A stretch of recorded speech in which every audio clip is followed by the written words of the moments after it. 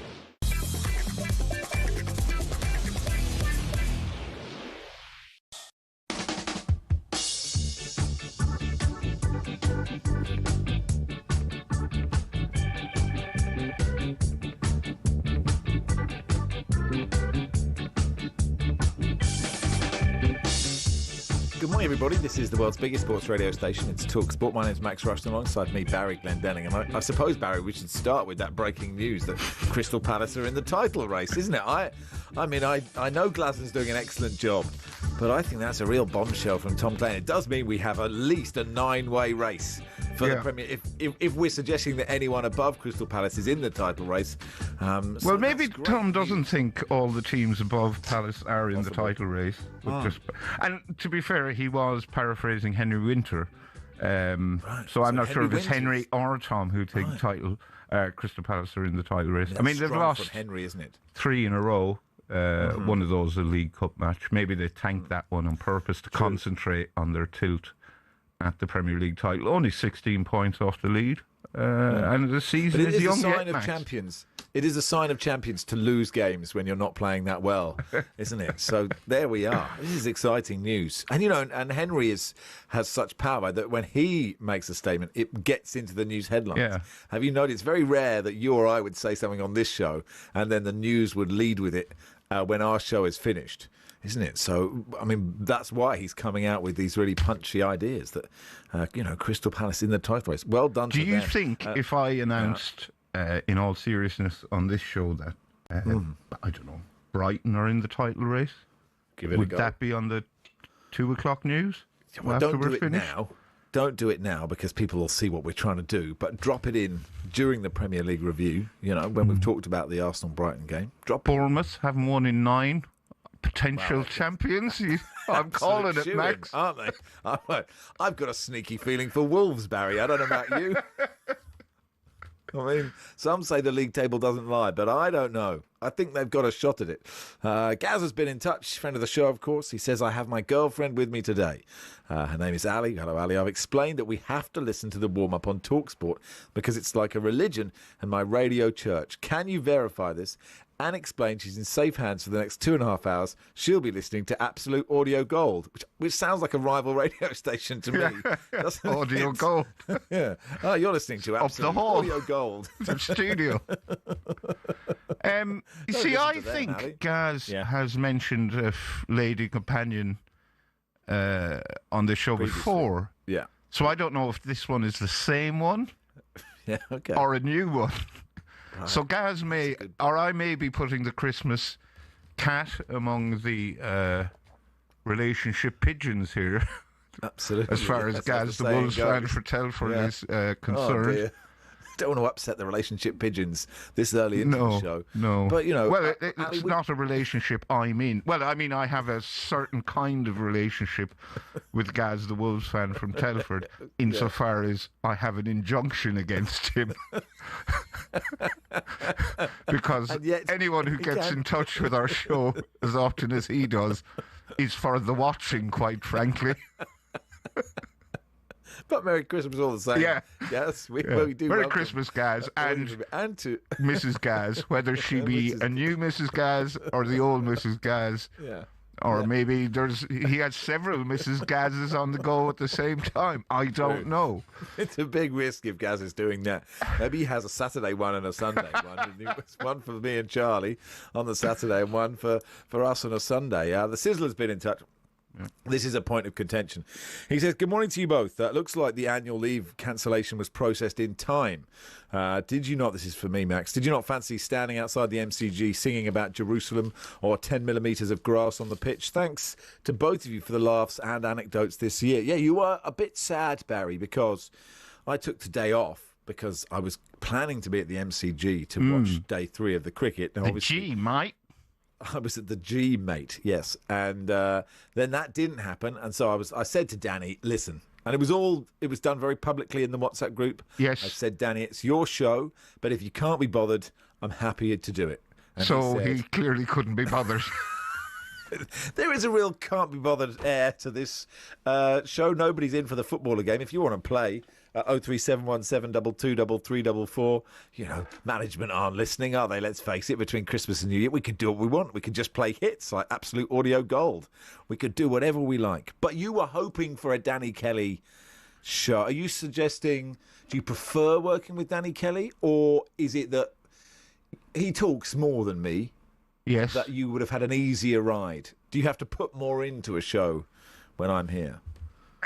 No. Well, the thing is, see, right, you had taken today off to go to the cricket. Danny Kelly was penciled in as your replacement. I'll be honest, I was looking forward to working with Danny. Danny is broadcasting royalty. Yes. And to say I've worked with Danny Kelly, which I have, 4 or 5 times, I think. Mm-hmm. I consider it a real feather in my cap, a conspicuous sort of gold star on my what passes for my CV, broadcasting CV. Whereas working with you is just, Right. And I said in the WhatsApp group, when it became apparent that I would not be working with Danny Kelly, I was looking forward to chats about, Motown and the Wu-Tang Clan, Irish traditional music, hurling, the Irish countryside in which Danny resides. All things I can't talk to you about because give it a go. You don't really have the same breadth of knowledge as Danny. I mean, no one has the same breadth of knowledge as Danny. So I was, and I said in the WhatsApp group that I was gutted, and it felt like the supply teacher had been cancelled at the last minute because boring old Mr. Rushton had managed to drag himself out of bed, out of his sick bed to come in and be a martyr. So it feels like a self-indulgent question, but how close would you say I am to broadcasting royalty? I would actually say doing it quite a long time. I mean, doing it quite a long time. Do you get royalty just by longevity, or does ability have to come into it as well? No, I think you're very good at broadcasting. I mean, if you want me to blow smoke up your nether regions, I am happy to do so. I think you're very good. It is a constant fear of mine that someday I will be left alone for whatever reason. And I would say it's not just a fear I have, but a fear many at talkSPORT have, that, if you were to just keel over now or have to leave for some reason, and I don't think I could carry the show on my own. I think you could give it a good go. It's happened once before, hasn't it? Yeah, but only for about 35 seconds. It happened when the shed overheated. The shed overheated. Was that this year? Because I was thinking, they were doing the moments of the year, and I was trying to think, I can't remember anything that's happened this year. Does any listener remember anything that's happened on this show in the last year? There's one thing. But when the shed overheated, because it felt like I was broadcasting, it was like Apollo 13. Bits were rattling, bits were falling off. And when I did fall off air, I thought you covered manfully, but it did have the air of the I Love Lamp guy from Anchorman, where you just said what you could see for 25 seconds. Yeah, or, you were expert catchphrase player. One of the two things. But I thought you did a marvellous job. So I have no fear. I have no plans to keel over. Now, if I did keel over, it would be slightly suspicious. You already mentioned you were looking forward to working with Danny Kelly. If you've dropped something in my tea, that would be you would be certainly the first suspect for Benoit Blanc for the slightly disappointing third series of whatever it's called, Glass Onions or something. I have no idea what you're talking about. That's okay. It's a reference for a Netflix thing. Here's a text. Here's a text. After ruining Soccer AM, come give over me. I reckon you're miles away from broadcasting royalty. Happy New Year. I reckon you're probably 100th and 27th in line to the throne. Right. Do you want me to name broadcasters who are better than you? I think are better than you. Do you think that would be a good way to start the show? Just Roger in Mansfield. I can't read out which member of the royal family you said, and David has said the same one. But I think most listeners know where you're heading with this. Anyway, if you want to, Barry, give it a go. Come on. I mean, look, there were lots of Premier League games, but it wasn't a vintage day yesterday. You start reading out. I'll say, look, this is the warm-up brought to you by Travis Perkins, doing what matters for the trade. Find out more at travisperkins.co.uk or download the app. Into the break, Barry will list broadcasters. No, I'm not going to do that because I might hit an... I don't want us to fall out publicly on air, I'm really not. I'm not precious. I mean, there are some within the talkSPORT status. Actually, there are some. If you said, I'd be like, hey, come on, that's a bit rough. You don't have to if you don't want to. Who is this from? This is from Nina, who says, Morning, Max and Barry. Greetings from Nina in Emsworth, listening from my bed with the lurgy, hoping you're going to be on top form today to cheer me up. It's too late for that, Nina. I'm sorry. Get well soon, Nina. James says, I'm watching from Halifax, Nova Scotia. What's the story behind your Halifax Wanderers top? Are you wearing... I'm not wearing one. Are you wearing one? I am wearing a Halifax Wanderers hoodie. And the story behind it is that my sister emigrated to Canada some years ago. Or in fact, I think she just went to Canada to watch Wales, as you do. Not Wales, the football team. Not Wales. Just, sea the creatures. Animals. Yes, the animals. Yes. Yeah. And she met and fell in love with a local lad. With a sperm whale called Derek. A giant beluga whale. She met and fell in love with a local lad. Is now married to him.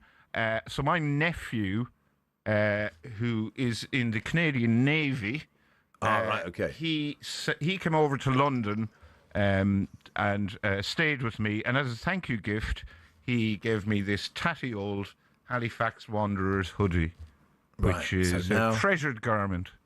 Right, now we all know. Okay. Well, look, I was in Dublin Airport one day. I was wearing this Halifax Wanderers hoodie, and some Canadian guy came up to me, tapped me on the shoulder and said, "Are you from Halifax?" And I said, "No." And he just went, "Okay," and walked away. Ryan says, coincidentally, Travis Perkins is a better broadcaster than you. Thank you, Ryan. Listen, we'll do a Premier League review in just a second.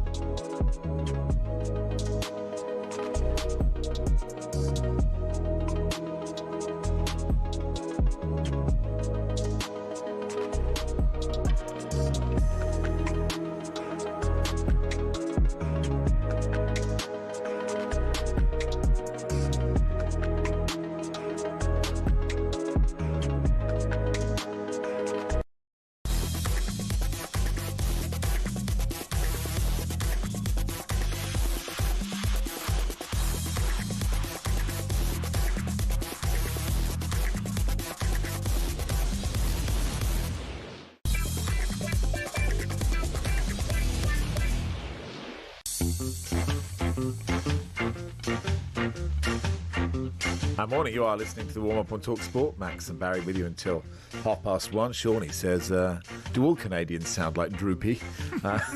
Growing up. The Sizzler back in touch. Are there any other accents Baz can do? I have heard his Aussie and Canuck one in the opening segment. In terms of broadcasting royalty, Max, you're up there with Andy Crane and Matt Lorenzo circa World Cup 94. I'll take that. Anyway, should we do a Premier League review, Barry? Yeah, why not? All right, let's get on with it. Barry's Premier League review on talkSPORT.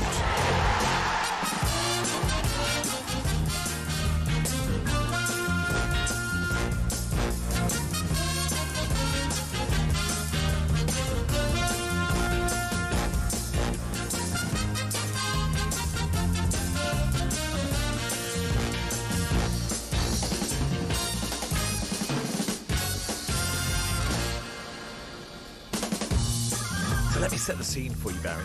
Okay. I've not gone to the MCG, okay, because there was no cricket. but I've got to midday without knowing the scores. I've got my laptop in the pub. I'm with one of my best friends from home, John, who's flown over for day 3 of the Ashes, amongst other things. And I'm with Dave.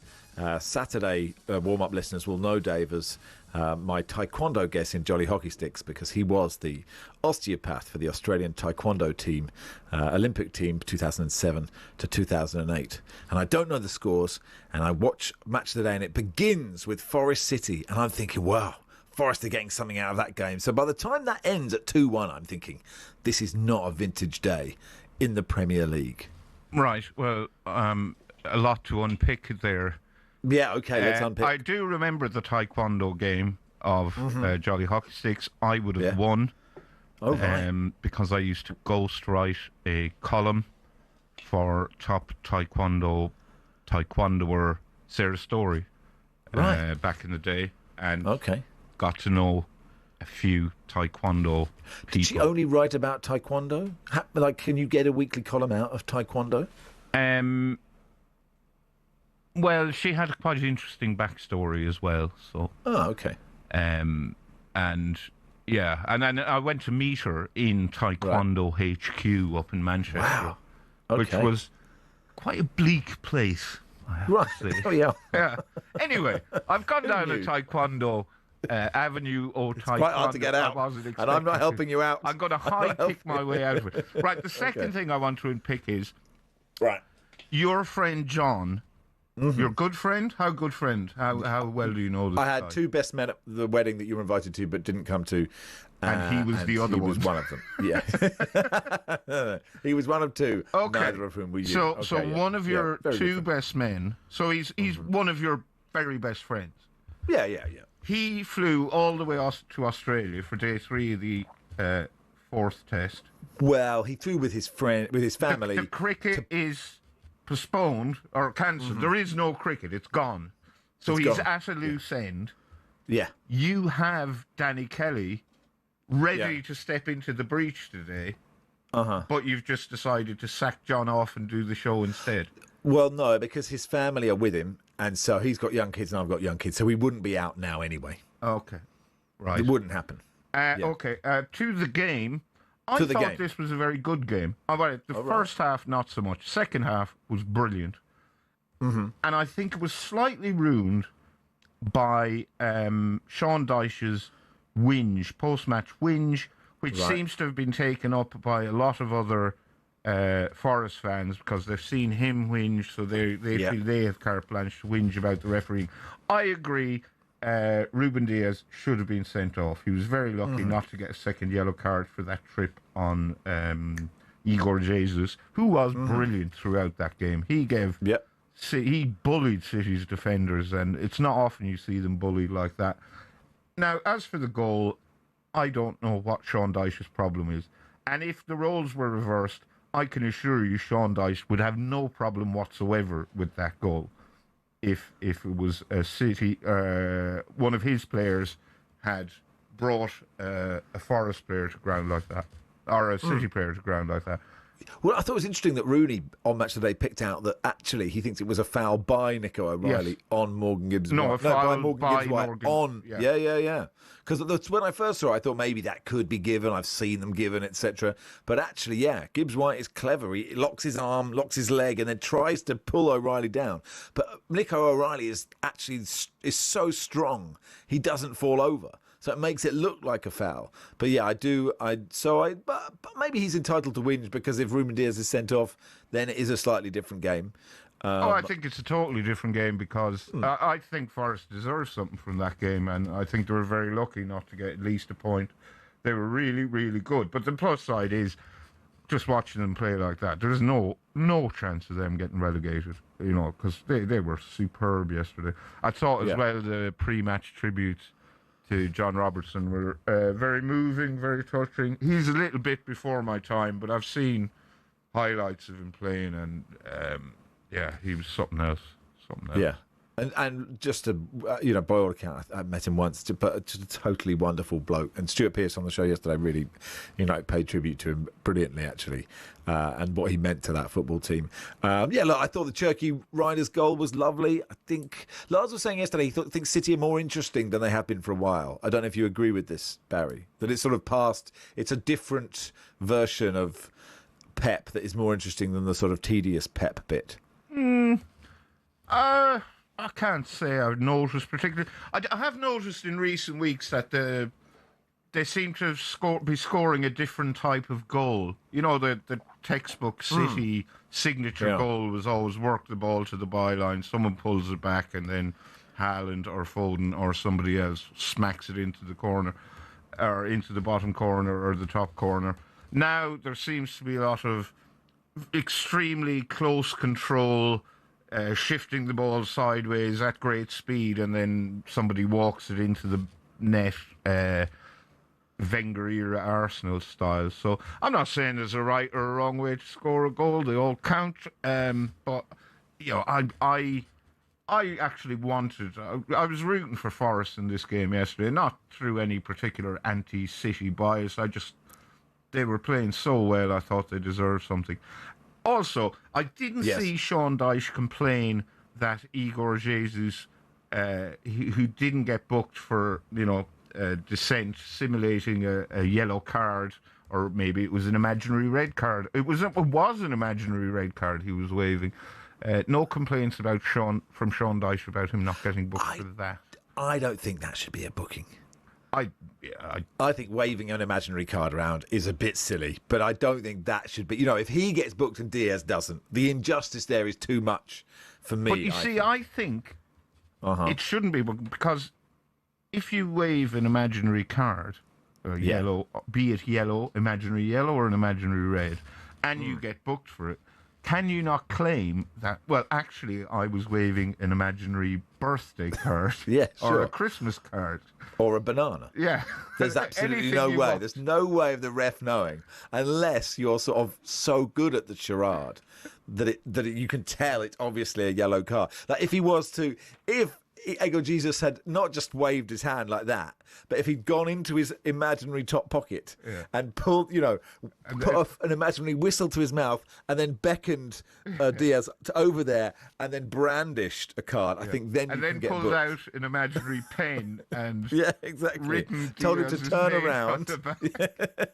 Name and number. Is it just number or name? I don't know.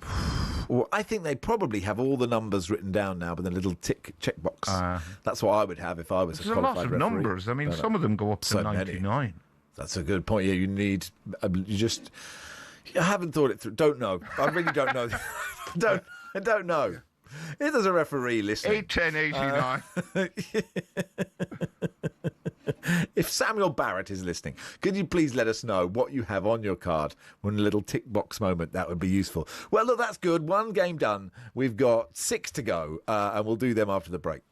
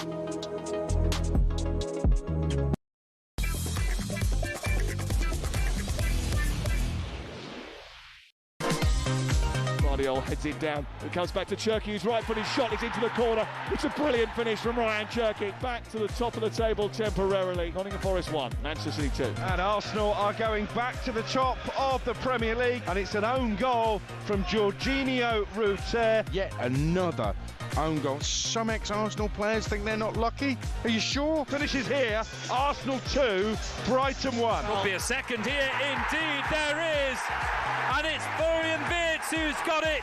Liverpool 2, Wolves 1. Kevin Schade is a hat-trick hero. Brentford 4, Bournemouth 1. West Ham 0, Fulham 1. Raul Jimenez has nodded Fulham in front. Loud boos around London Stadium again. West Ham in a whole host of trouble right now. Burnley 0, Everton 0. 16 shots in this game, not one on target, but a decent result for both sides. Chelsea 1, Aston Villa 2. It's going to be 11 in a row in all competitions. Corner played over, and it was headed in powerfully by Ollie Watkins. And you can put Villa down as title challengers. Along with Crystal Palace, of course. Morning, Max and team, says Trevor in Southampton. I'm currently driving a 30-ton truck, so if it's okay with you, I'll hold off on the cocktail till I get home. Thank you, Trevor, and thanks for letting us know. Yeah, I'd just like to clarify, anyone who's listening is welcome to have a cocktail, but ideally, if you're driving, make it an alcohol-free cocktail, and possibly don't make it till you get home. Or pull into a hard shoulder or something. Is Trevor driving the heaviest vehicle who's listening right now? Or can you do better than 30 tons? Please let us know. 81089. Dean says, this is good. This is from Dean. Barry. Are you actually going to say something about the Burnley-Everton game? Or are you going to carry on the strange narrative that talkSPORT have been spewing all morning? Apparently there were no shots on target in the game and it wasn't worth reviewing earlier, despite Burnley keeper getting an 8 out of 10 rating. Funny that. I mean, I don't know about you, Barry, but I don't have the wherewithal right now to spew a narrative about Everton 0, Burnley. Did you not get the memo? I didn't get. Was there the narrative spewing? Said the boss has sent an email around saying under no circumstances. Yeah. Is the 0-0 draw between Everton and Burnley to be discussed on any show today? Oh, but that's difficult because there were two moments from yesterday's football that made me make an involuntary noise. You know, the moment where you go, whoa.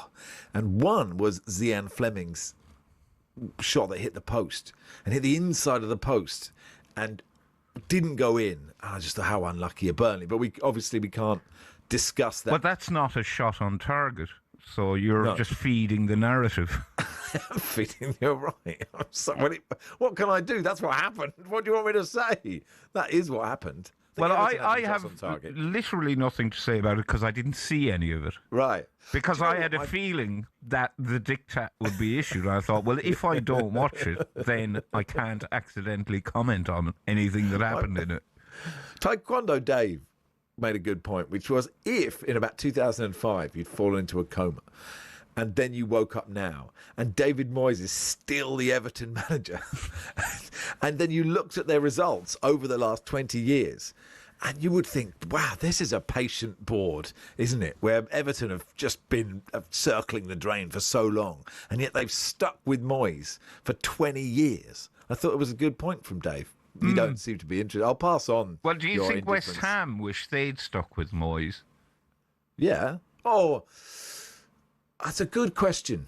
The issue for West Ham is, and I have no notes on their game, apart from somebody messaged me the other day to say no one is talking about how much Harry Wilson looks like Fernando Torres. And I really studied him, and it's a very good point. Yeah, that is a fair point. I don't have a name. I can't remember who sent me that message. West Ham's mistake is being bad this season. Last season was the season to be bad. This is not the season to be bad. Yeah, that's true. Yeah. So I did feel for Ollie Skulls, and he was very upset. He did an air kick, and it can happen. And as other people have pointed out, it's not your fault, Ollie. Other West Ham players have also been terrible this season. So can I say it very much was his fault? Well, yes, you can. But well, also, why are you lying? Why is Alan Shearer lying? on Match of the Day. It's not his fault. It was his fault. That moment was his fault. Yeah. There are other things. But no, I'm not blaming him for West Ham's atrocious recruitment policy or the fact that they play in the worst stadium on the planet, or the fact that their owners are terrible. But that specific incident that led to the Fulham's winner was very much his fault. Sure. Unless, of course, he uses the idea that none of us actually have any free will.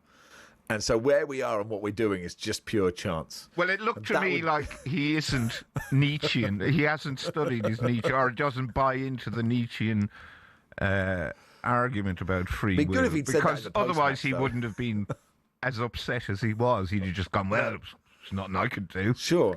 But he didn't have the free will. He didn't control being upset because he doesn't have free will. That was just what it was meant to happen. The other involuntary noise I made was the David Raya save. And I can't work out if this... I think it is a brilliant save, obviously. But I can't work out if it just looks, because of the camera angle, it looks so good. And would every Premier League goalkeeper, all save it and it would always look good? Or is that doing him a massive disservice? I was trying to watch this save over and over because you think the ball is in. You're like, this is an unbelievable save. But then I've watched it so many times now, I can't remember. I can't work out if actually it is a really good save, but most keepers are making it and it looks good, or actually, I should say, David Raya, that is an amazing save. Barry. I remember the save. I can't remember who took the shot. And I haven't it written down in front of me. Was it Welbeck? What? Yankuba Minter. Yankuba Minter. Andrew. Right, thank you, Minter with the shot. Yeah. It was a remarkable save. Yeah. Okay, remarkable. We're going with that. Yeah. I mean, I thought it was slightly over-egged. Right. By the powers that be on Match of the Day. It was decent save. Okay, all right. Well, that's what I couldn't work out. But it was a moment where I was like, this is going in. This is a wonderful goal. And Minter's actually really impressed me at Brighton. But Arsenal's still digging it out, aren't they? They're still just doing enough.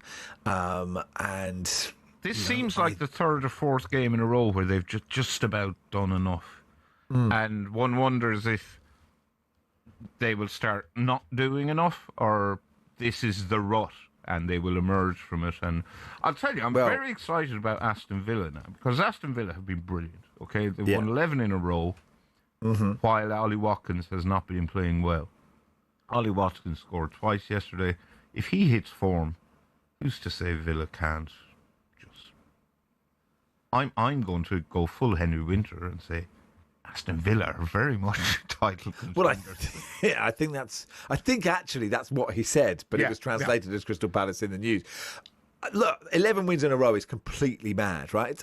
It's amazing. It's like, because it's really hard to win Premier League football matches. Do 11 in a row, and you're right. They were scoring all these goals from outside the box, and at some point they were going to stop scoring from outside the box. And then for Ollie Watkins to come on and do that, and Emery made changes. They affected the game. Oh, they transformed the game. I mean, it was unbelievable how transformational these changes were. Villa have recovered 18 points this season from losing positions. That is astonishing at the halfway point. Yeah. And the first ball's a great ball from Rodgers, the first goal, isn't it? And he gets a bit lucky with the finish. But I just think... And Sancho was good. I'd completely forgotten he was there. I don't know if you had. I presumed you had. Because Chelsea were really good Why for about would you an hour. presume such a thing? I mean, just evidence. Evidence of spending time with you, Barry, would make me presume. Tell me I'm wrong. You can tell me I'm wrong.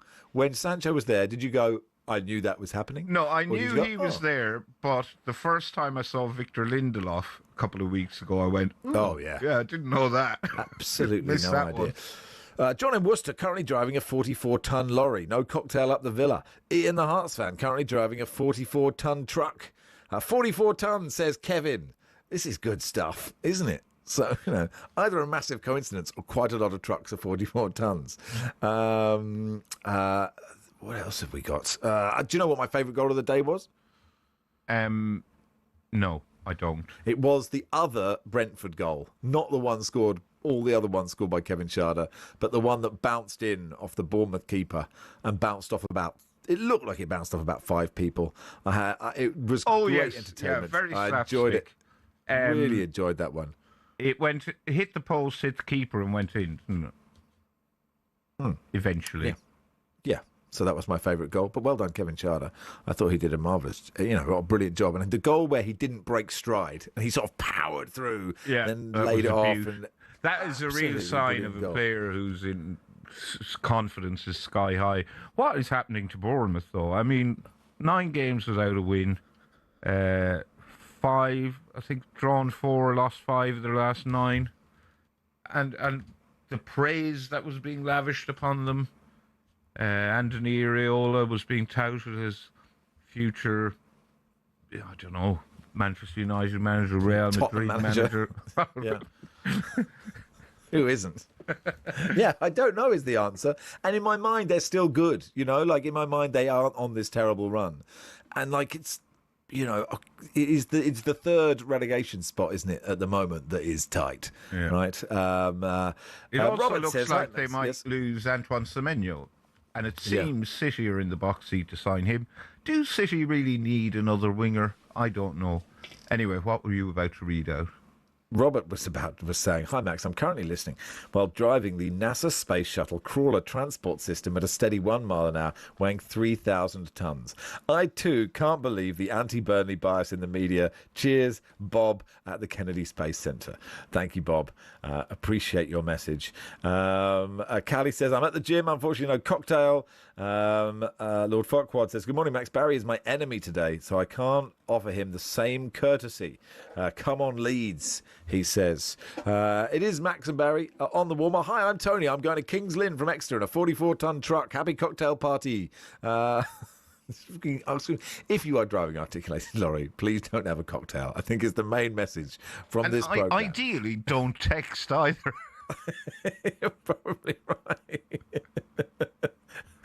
This is what St. Milton says exactly that. I love that we're discussing the dangers of drinking cocktails while driving, while a bunch of maniacs are texting the radio from behind the wheels of 44-ton trucks. This is never a place to be on the road. It is Max and Barry on the warm-up. It's brought to you with the good people of Travis Perkins for the latest big trade deals. Head to travisperkins.co.uk or download the app. Lee Phelps joins us in a second.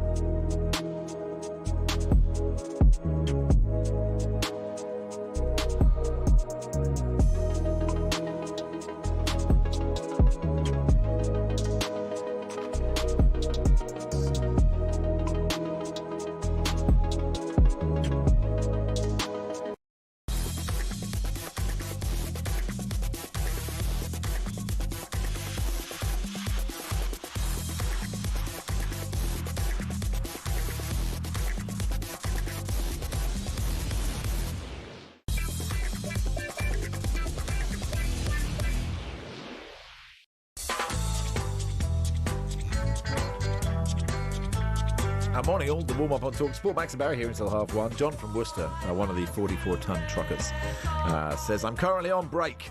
So thank you, John, for clarifying. And Paul says, it's not entirely a compliment for you, Barry. Hi, Max and Barry. Not sure it was this year, but my highlight of the year was Barry doing Charlie's Go Get It's, a drowning man in audio form. He says, simultaneously, the most hilarious and cringeworthy thing I heard on the show. Thank you, Paul in Leeds.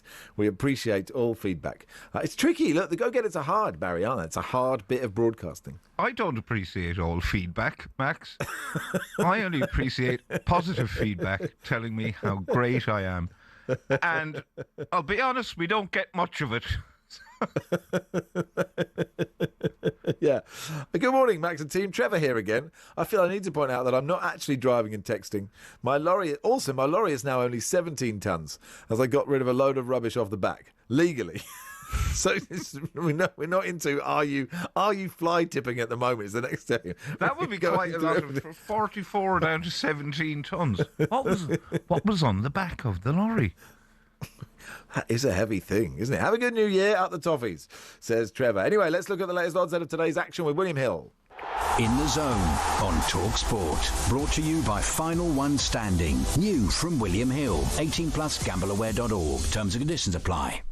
Jonathan says, I'm currently driving behind a 44-ton truck on the M1. He's driving erratically, and I presume Max and Barry are to blame. Stop it, Jonathan. Hey, welcome, Lee Phelps. How are you? Hello, Lee. Yeah, I'm good, thank you. It used to be like, in the old days in the radio, it'd be like, beep your horn. It'd be like, beep your horn, not do this on a big lorry. Yes. Oh, yeah, that was just what to see. I mean, what happened? Like, I understand the process of getting people to beep their horn, but then where do you go from there? Like, what happened? What's the next bit of the show? Do you know, or is it the end there? Is that it? I mean, I think we've come up with worse, I suppose. Maybe it was in the days before you had social media, so it was a way of interacting maybe with people. I don't know, who knows? But this is not a safe version of it. No, but unless you have mic'd up the whole M1, how are we meant to hear anybody beeping there? I suppose other people will be like, oh, they're beeping their horn. Maybe they're listening to this nonsense too. Anyway, final one standing. How are we trucking along with that, Lee? Nice. Well, Barry, if your team Sunderland failed to win today, and Palace failed to win as well, £325,000 will be won across 5 different games. talkSPORT League will be definitely won today, either by one player who's got Sunderland, or it'll be shared amongst the rest. And listen to this, the £200,000 game, which started in game week 4 of the Premier League, 8 players are left. 1 picked Brentford, they're through. The other 7 have got Sunderland. So that person is sat watching the Sunderland game. If they draw or lose Sunderland today, that one person wins £200,000.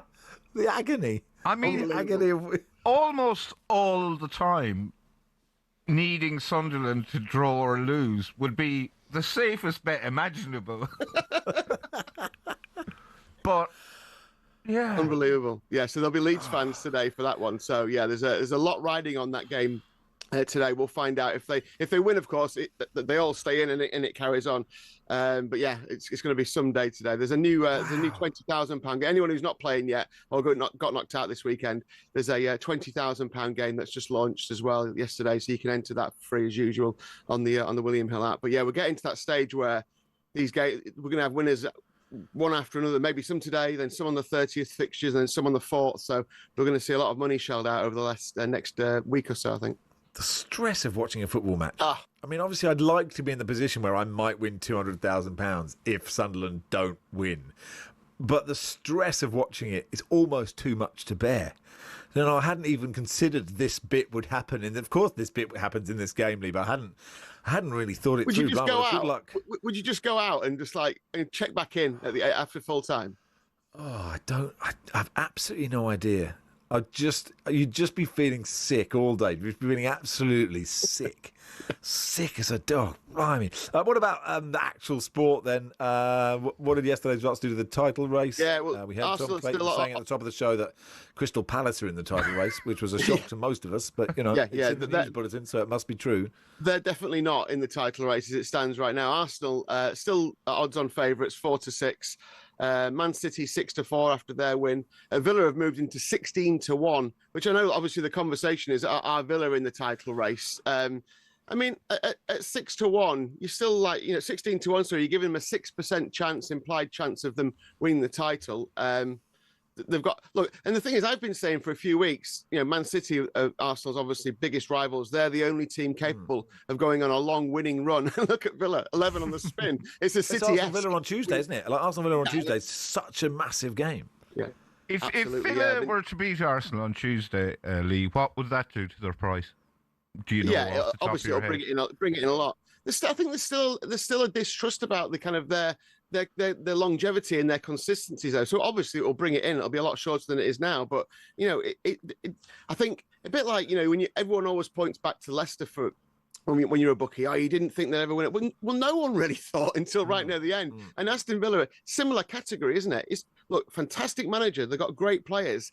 Can they consistently do it? Or I think back to the start of the season when people all over the media, including us, were saying, Villa can't win a game, can't score a goal. What's happened to them? Well, we were wrong about their demise, and we're probably wrong about overhyping them now. They're probably just going to finish top four, maybe. I mean, the favourites of Liverpool, Villa, and Chelsea to finish in the top four now at 2-5. So that's probably what will happen in the end, isn't it? It'll be Arsenal and City who contest the title.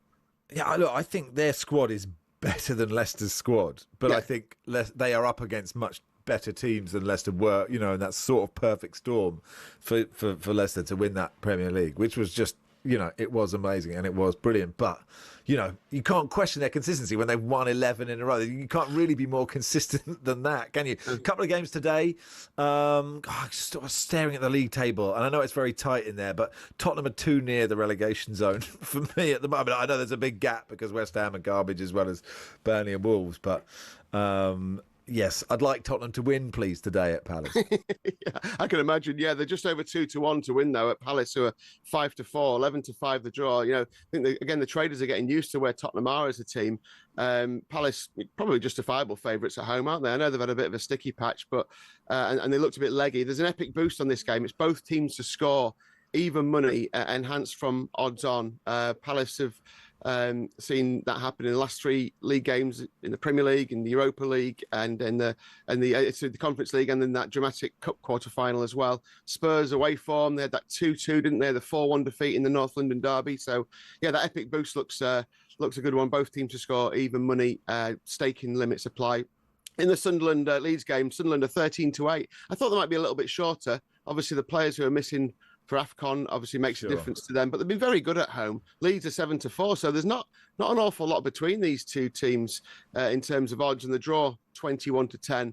I think Leeds would definitely take a draw, wouldn't they? Sunderland, maybe they're just looking to get through this AFCON spell. But again, another epic boost. Sunderland to score in the first half is 6-4, enhanced from even money there.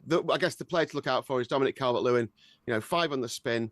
We've boosted him to 11-2 to score the first goal, and he's 13-8 to score at any time. And then we've got the darts, of course, later on, which is an unbelievable day in the darts, by the way. I was on the train going home last night, and everyone was in their fancy dress. It looks very somber when they're on the train going home. It's all quiet, and they're dressed in yellow and big hats and all that. But today we've got drunk. Luke Littler last night was incredible, beating Mensah Suljovic, 107 3-dart average. 9 180s, 70% checkout success. Yet to drop a set. He's 8-13 to win the PDC World Championships. The epic boost on him last night landed for the 3rd time in a row. So the next time we do one of those, keep an eye out for it. It's all based around 180s in the first set, and he easily won that. Today you've got Luke Humphries, former world champion. He's 9-2 to win this one. You've got Gary Anderson, Rob Cross, Michael van Gerwen, all former world champions, and the current world youth champion, Jen van Veen, all playing. So it's an unbelievable day of darts. Horse racing as well. Best odds guaranteed. Price boosts. You've got a free racing bet when you have a bet on the horses today as well. So you need to opt into that. But cracking day of sport. Can't wait. Thank you, Lee. Appreciate your time as always. That was the latest odds brought to you by Final One Standing. New from William Hill. Terms and conditions apply. 18+. Gambleaware.org. In the Zone on talkSPORT. Brought to you by Final One Standing. New from William Hill. 18 plus gambleaware.org. Terms and conditions apply.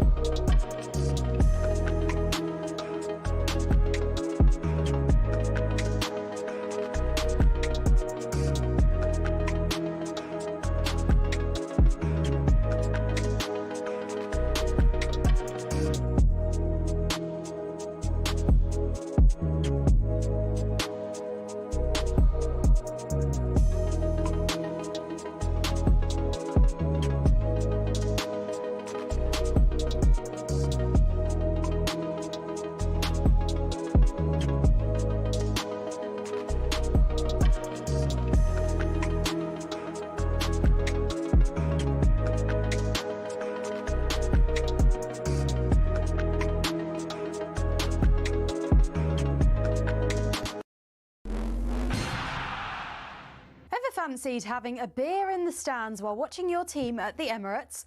Well, this season you actually can, and not just there. You can do it at Anfield, Goodison Park, Stamford Bridge and Old Trafford too. But hold on, I hear you cry. Isn't drinking alcohol in the stands at Premier League games illegal? You're right, for the men's game it still is, but the Women's Super League is doing something different, and here's how we got there. Back in the 1980s, football had a serious image problem. The sport was plagued by violence, pitch invasions and beer-fuelled chaos. From fan riots at the 1980 Scottish Cup final to the Heysel disaster years later, things were unsafe and the consequences were disastrous. Then in 1985, Margaret Thatcher's government stepped in. They introduced the Sporting Events Control of Alcohol Act, banning alcohol in view of the pitch across England and Wales. Since then, many fans and clubs have called for the law to be relaxed, especially since other sports don't face the same restrictions.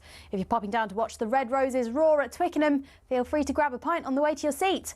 Wandering down to Lord's to catch some boundary bashing?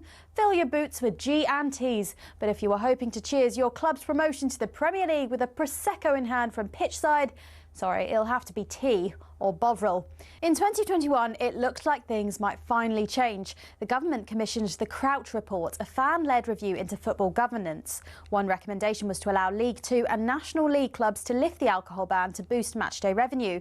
But nothing came of it. Authorities still weren't convinced that fans could be trusted. And then in January 2025, something did change. The Women's Championship, now called the WSL 2, launched a trial allowing fans to drink in the stands. The reasoning? Well, fans at women's matches tend to behave differently. Less aggression, more family-friendly vibes. Now, the women's game is raising the bar, literally. Select WSL and WSL2 stadiums are allowing fans to drink alcohol in view of the pitch. It's been a landmark move showing growing trust in fans and recognising that women's football is building its own culture. So could the men's game be the next to leave the 1980s behind? Well, maybe, if fans can prove they can handle a pint without pitching it at someone. Yeah, don't hold your breath. Until then, it's Bovril all around. Cheers to that.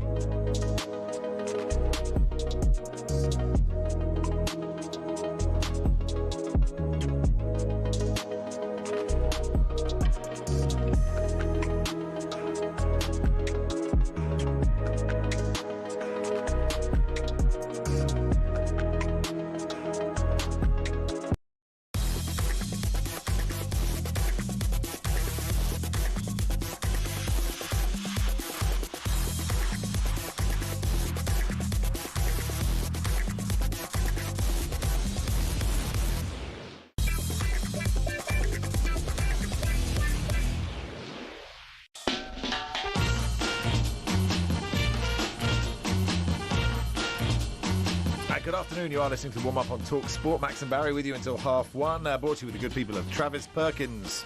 For the latest big trade deals, head to travisperkins.co.uk or download the app. Just a point of admin from the first hour, Barry. Yes. I messaged the Taekwondo physio, the osteopath for the Taekwondo Australian Olympic team 2007-8, Dave Colosimo, to tell him that his David Moyes bit didn't land. Had you fallen into a coma when Moyes was Everton manager in 2005, and then 20 years later you found out he was still the Everton manager, you'd be surprised. He said, was it the delivery? I said I gave it the big sell. Dave said thousands across the UK in stitches, though. So was it the delivery, or was it the gag, or was it both, Barry? I thought it was a gag. And I also think if you fell into a coma and woke up after 20 years, there would be more surprising things going on than David Moyes being the head coach of Everton or manager of Everton. That's not the movie. The movie is not, the guy comes back and he's struggling with the modern world, and that's the thing, and that's the big cliffhanger. I mean, did we have smartphones in 2005? I mean, probably not. Donald Trump wasn't president of the USA. No, that's true. There's a lot more surprising things. That I think if I went into a coma and woke up after 20 years, it would be at least a year before I even checked to see who was Everton manager. You make a good point. I'll feed it back to Dave, see what he says. All right, but look, Dave is operating outside of his Taekwondo physiotherapy comfort zone. I don't know what. I imagine he probably has to deal with a lot of groin injuries, he's not working pulled with hammies. He's not working with them anymore. It was only 07, 08. Oh, so he's a fair weather Taekwondo osteopath. He is a fair weather Taekwondo osteopath, and don't say physio because they all don't trust each other in that sort of sports injury world. That's my experience. Anyway, let's talk to our cricket correspondent Andrew McKenna.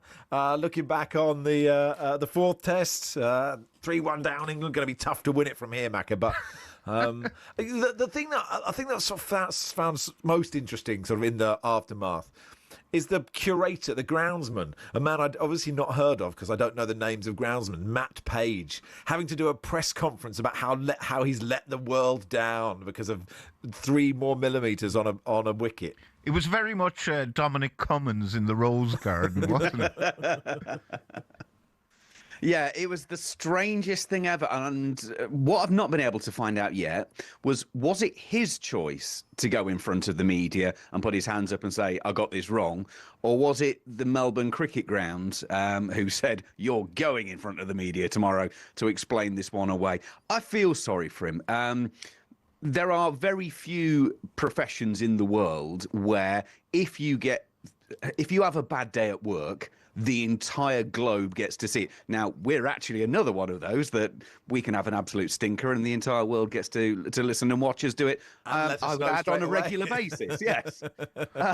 So I do feel for him on that front. He made a mistake. Essentially, what he did was he looked at the weather forecast and said, days 3, 4 and 5, it's due to get really hot. I don't want the pitch to break up.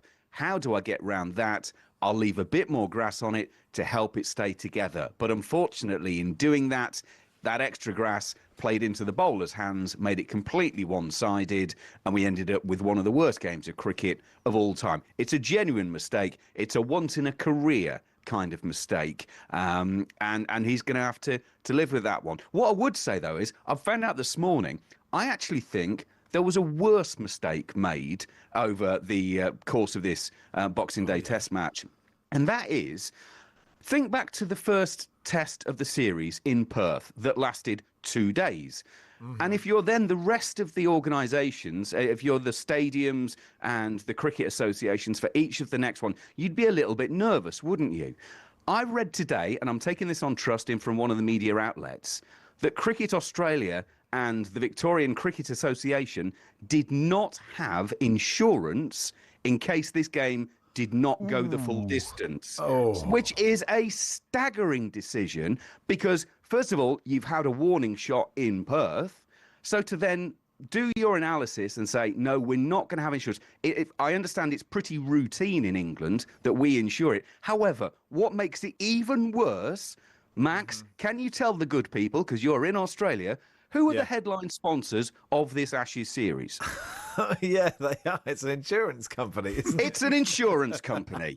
So, Cricket Australia and the MCG and the Victorian Cricket Association decided not to insure against potential losses in a series sponsored by an insurance company and have lost the equivalent of £5 million.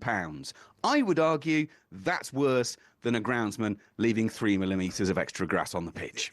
Is it worse than all your batsmen running down the pitch and trying to hoy over long on? Is it worse than one of your players having a bit too much to drink and not really knowing where he is? Maybe, or in the grand scheme of things, maybe. Where do you think this result, if anywhere, puts the sort of current, I'll say Bazball, that's what it is, I guess, but McCullum, Rob Key, Stokes. I think Stokes is obviously fine, but I wonder where you think if this changes things at all.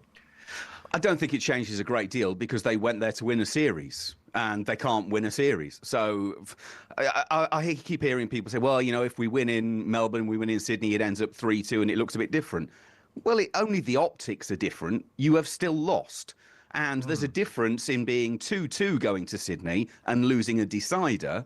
When you've lost 3-0 to start with, for me, that's all optics and semantics. So sure, but I will. Sorry, Mac, because we haven't won since 2011. It makes us feel like simultaneously the most disastrous and yet most successful England tour for 15 years.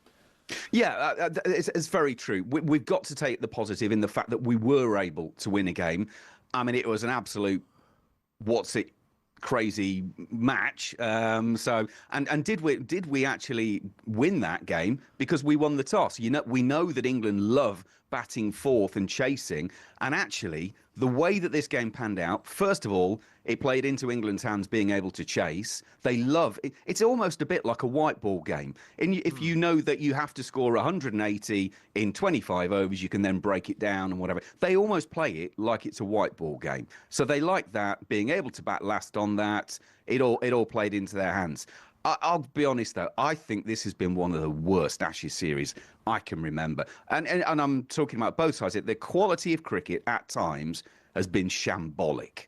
And this we gave it absolute loads going into this Ashes series because, of course, we've had previous series where there weren't any England fans because of COVID and all of that. We were so excited going into this, and it's been rubbish. For the most part, England haven't been able to put out their best players on the pitch because they keep getting injured. Well, who knew that players who get injured a lot would get injured again? Australia haven't been able to put their best players out on the park.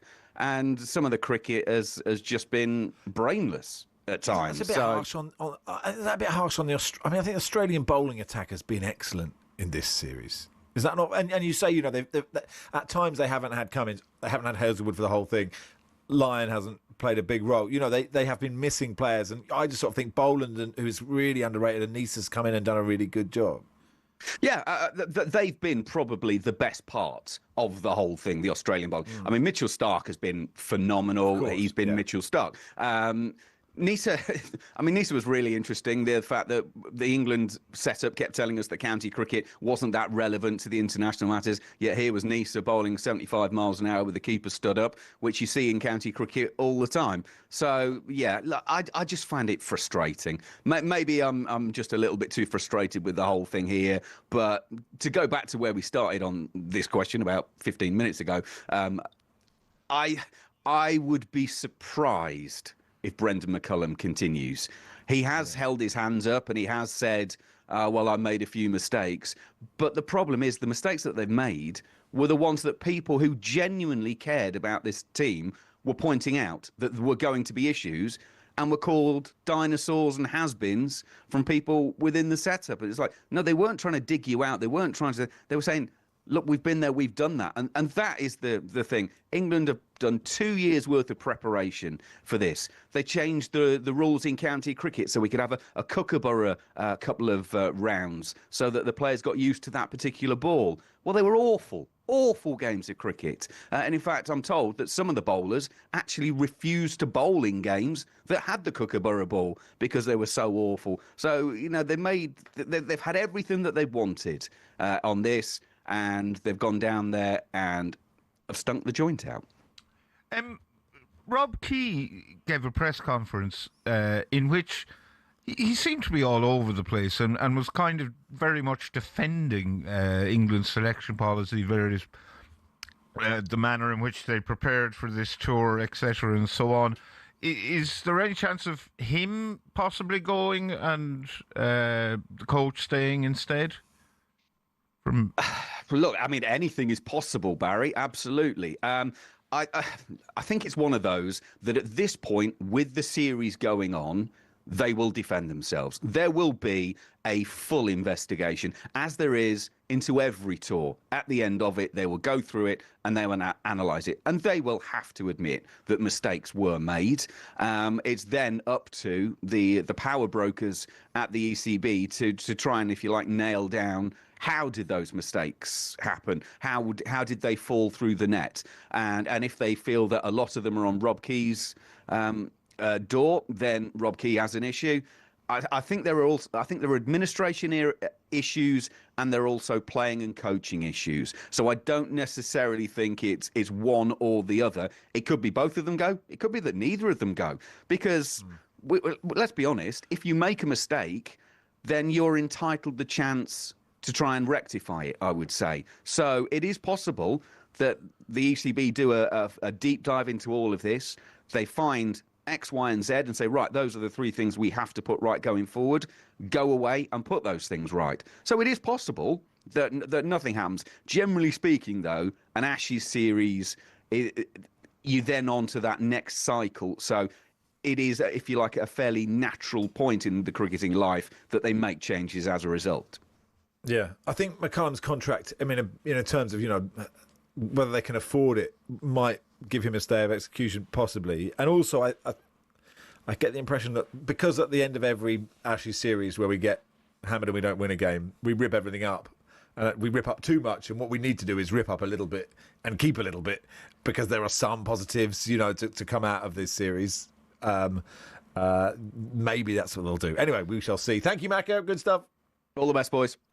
Our cricket commentator there, Andrew McKenna. It is Max and Barry with you on the warm-up here till 1:30. We have two people, normal people, Barry, to play the football again. It's more pressure on us now. Added pressure. If we lose to the riffraff, I got beaten by a civilian, a plebeian, Max, in How Tall Are They on the Saturday warm-up. Yeah, you did. And it didn't feel good. No, well, let's find out. They may be better than us. We'll play the footballer game next.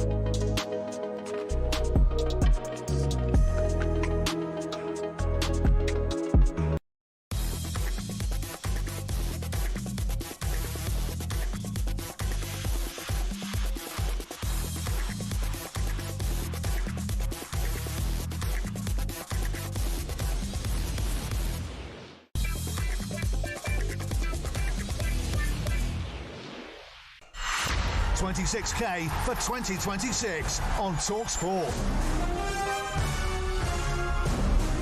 And now talkSPORT is already looking ahead to an exciting year.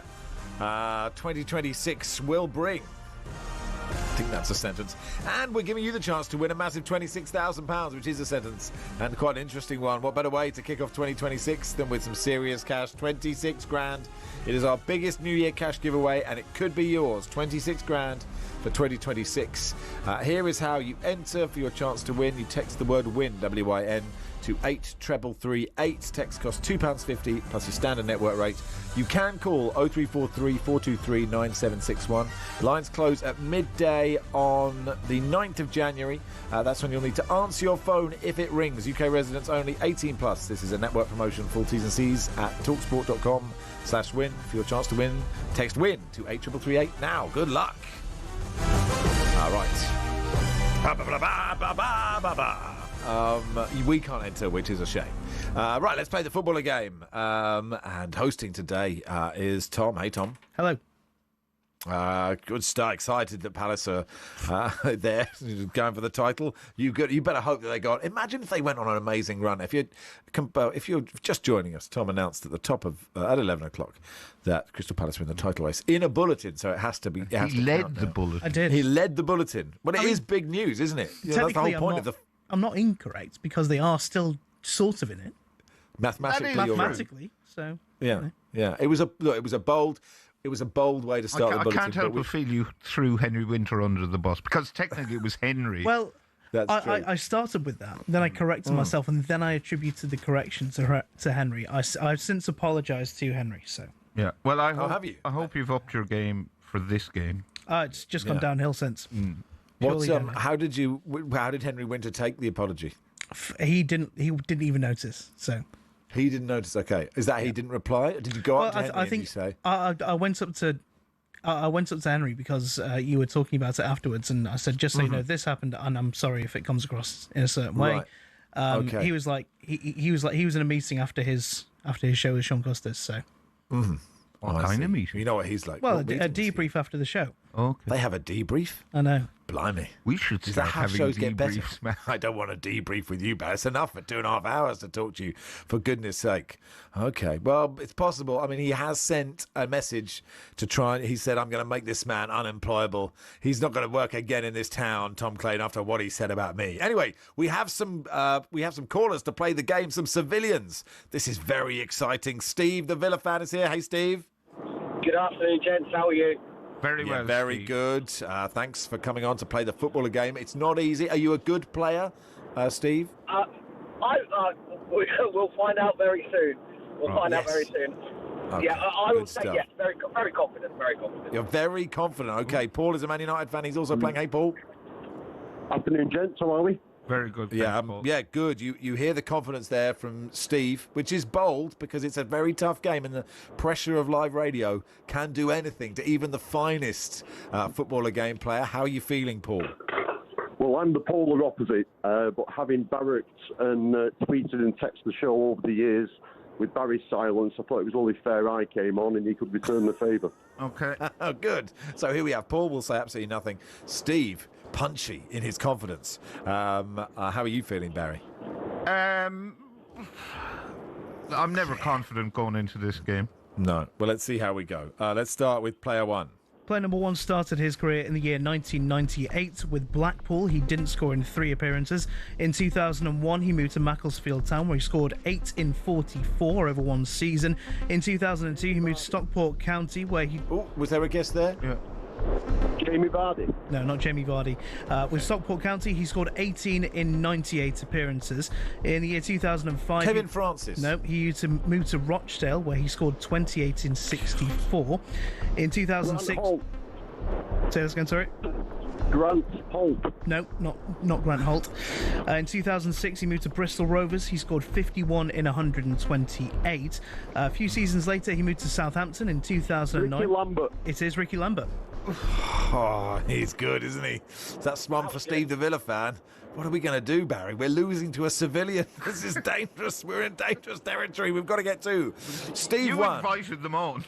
Oh, yeah, it's my fault. Steve won. We could always, if he gets 2, we just hang up and pretend the line's gone. Steve won. That was Paul. So was it you, Paul? I'll take credit for it, but thank you, Paul. Appreciate the support there, mate. Oh, right. Well done, Paul. I just presumed you were going to sit in silence for the whole thing. So, forgive me. It's quite hard to know who's... But you can't shout your name, can you? Because that's not how the football game works. Well done, Paul. Rochdale, Max. I just thought I'd shout out Rochdale players I've heard of. Yeah, let's face it, that wouldn't take me very long. I don't know about you, Barry. I don't think I could shout out all the Rochdale players I know without uttering a sound. Here we go then. Paul 1, Steve yet to score, Barry 0, Max 0. Here's player 2. Player number 2 started his career in 1996 with Norwich City. He scored 32 in 84. In the year 2000, he moved to Coventry, where he scored 6 in... Darren Huckerby. No, 6 in 34. In 2001... Craig Bellamy. Yeah, Craig Bellamy. Oh! Come on! Oh, is that Steve? Was that you, Steve? Yeah, buzzing with that one. Oh, well done. Steve 1, Paul 1, Max 0, Barry 0. This is the ultimate humiliation. This is shame. We should never broadcast again. If we don't get this one, we will tender our resignations. Here we go. Let's go with player 3. Player number 3 started his career in 1998 with AJ Auxerre in France. It's scoring 70 in 128. In 2004, he moved to Liverpool. Wiltord. No, he moved to Liverpool, where he scored 13 in 49. He took in a short-term loan at Cisse. Yes, it is Cisse, yeah. Djibril Cisse. Yeah. I've saved our careers there, Barry. What do you think? Anything to say, Barry? No, nothing to okay. say. My humiliation is once again complete. Keep going, Barry. Hey, come on, you got it. Hey, yeah, you've got it. Well played, Steve. Thank you so much for coming on. I'm being patronised by listeners. You're patronised by us a minute. Maybe they'll do the rest of the show. Thank you, Steve. Well played. A point. You can have a great day today. You can feel 10 feet tall. Thank you, Steve. Yeah, thank you, guys. Thank you, Paul, as well. Well played, Paul. Thank you, gentlemen. Appreciate it. Lovely stuff. Well, Happy New Year to both of you. There we go. Max 1, Steve the Villa fan 1, Paul the Man United fan 1, Barry Glendenning, professional broadcaster 0. Aaron says, you guys don't need a debrief after your show. You need therapy after working with each other continuously. Thank you. It is the warm-up on talkSPORT. We'll do some Spurs in just a second.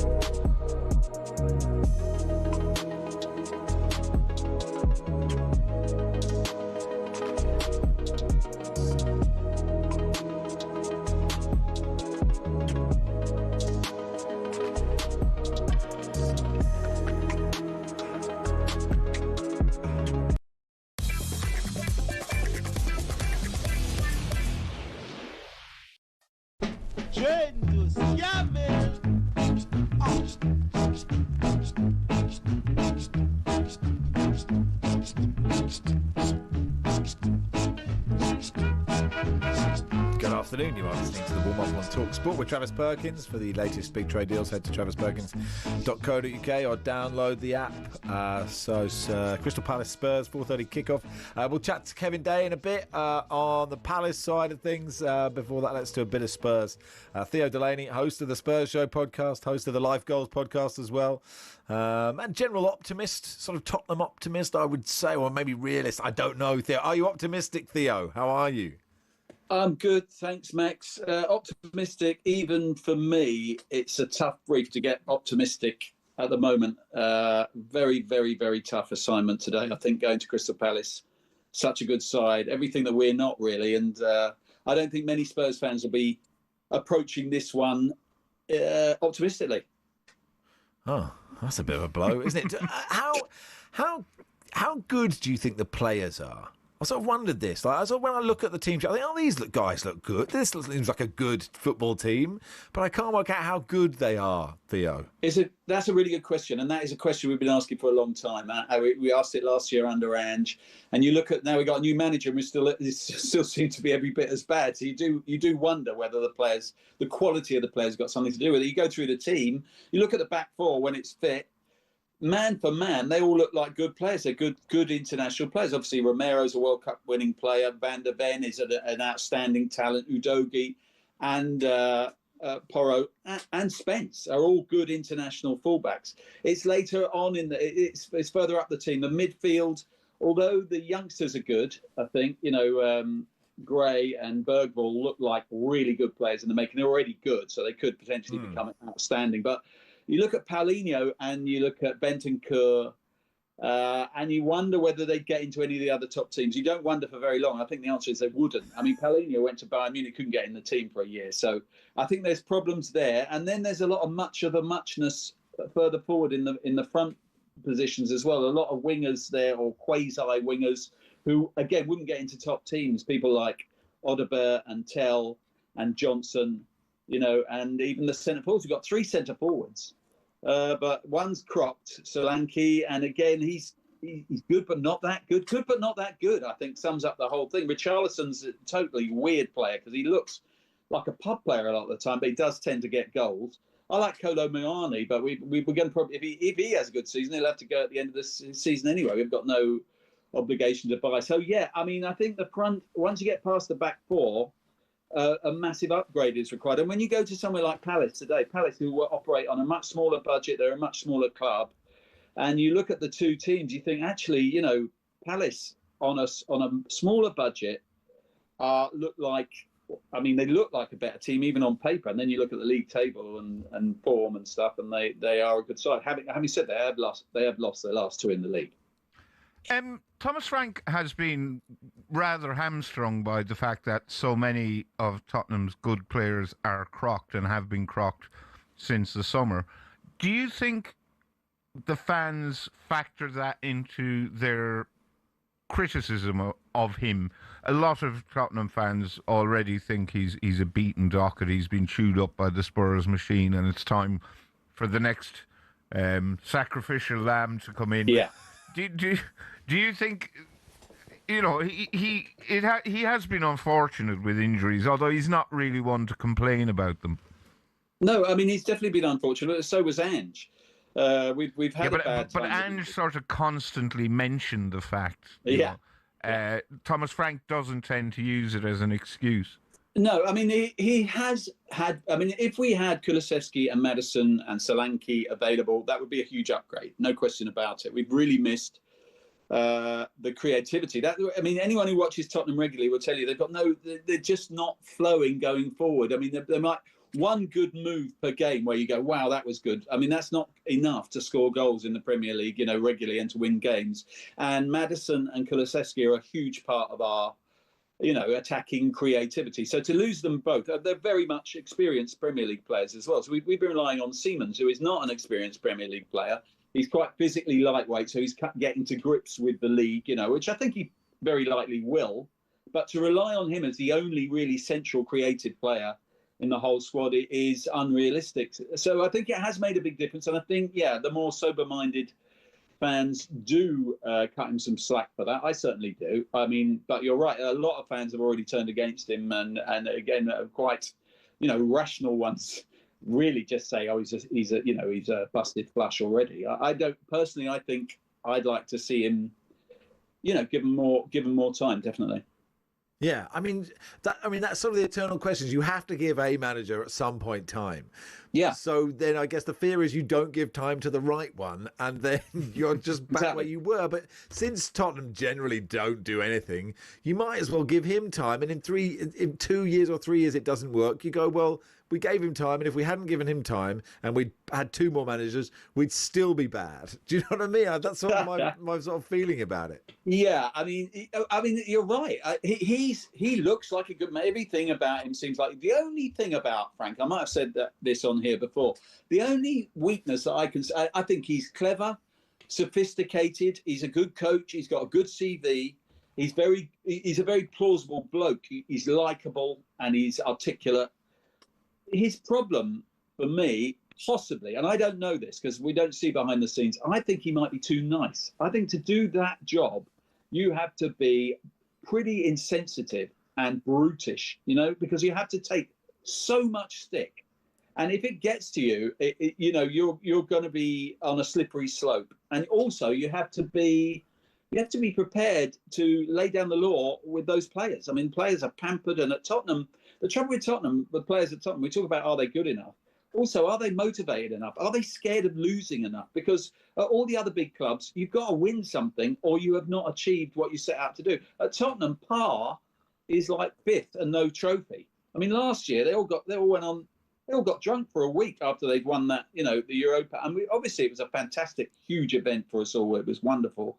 But wow, it was the first trophy in 17 years, so I think the problem, and I think sometimes they need someone just to actually bang some heads together and shout at them and get them to a different level. I also think what would help to do that is to bring in 1 or 2 senior pros, because if you look at what's happened at Sunderland and Brentford, bringing in, Xhaka and Henderson, those kind of individuals can really help with that. Because I think this team, I don't know if they're scared of losing enough. I don't know if they're up for it enough. You saw them against Liverpool. They really got stuck in. It turned into a battle. But that's because it was against Liverpool.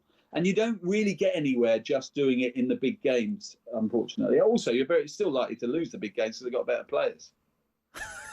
It's terrible, isn't it? It's just because there's sort of this weird limbo level where you're getting players who are, well, I don't know. Like the Palace team is so good, right? And it works together, and it is.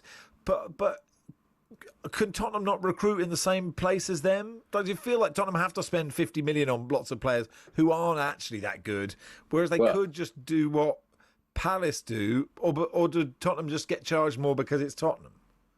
No, you're right about the 50 million thing is really interesting. Spurs will pay 40 or 50 million for players. So we've got loads of them, 40 or 50 million pound players, but they're in that kind of middle. They might be good. They might be, they don't do what Arsenal or Liverpool or Manchester City do, where they identify a player that will absolutely 100% make a big difference and then go and pay over 100 million quid. Chelsea wanted a good central midfielder. They bought 2.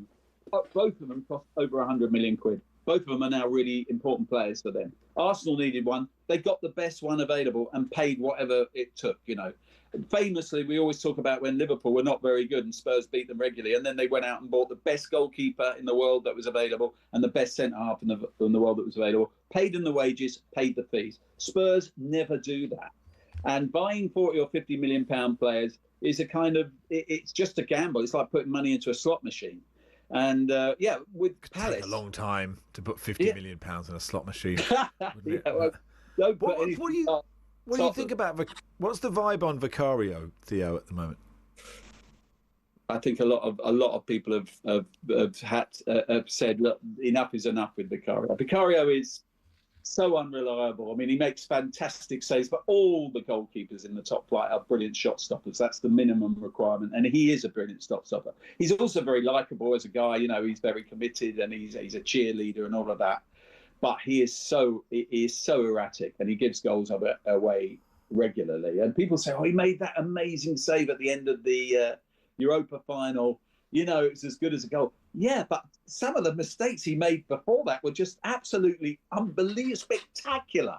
I mean, how he didn't let a goal in. So, there was a point in the first half, I don't know, forgive me if I've said this before, but I'm still traumatised by it. I relive it every night, where he's crawling around with his hands and knees in the 6-yard box. That happened in the first half. And in the second half, he came out and the ball bounced off him onto a United player. And if it wasn't for Mickey van der Ven doing the greatest somersault bicycle kick of all time, we'd have let in a goal then. It would have been his fault. So even when he's good, he's bad. I think he needs replacing. He's an excellent... He represents in a way what I'm talking about. He's pretty good. But if you want to be a top team, if you want to be punching at the weight you're supposed to be punching at, if you're one of the biggest clubs, the 9th biggest club in the world by any other measures other than trophies, you get world-class people, and he's not world-class.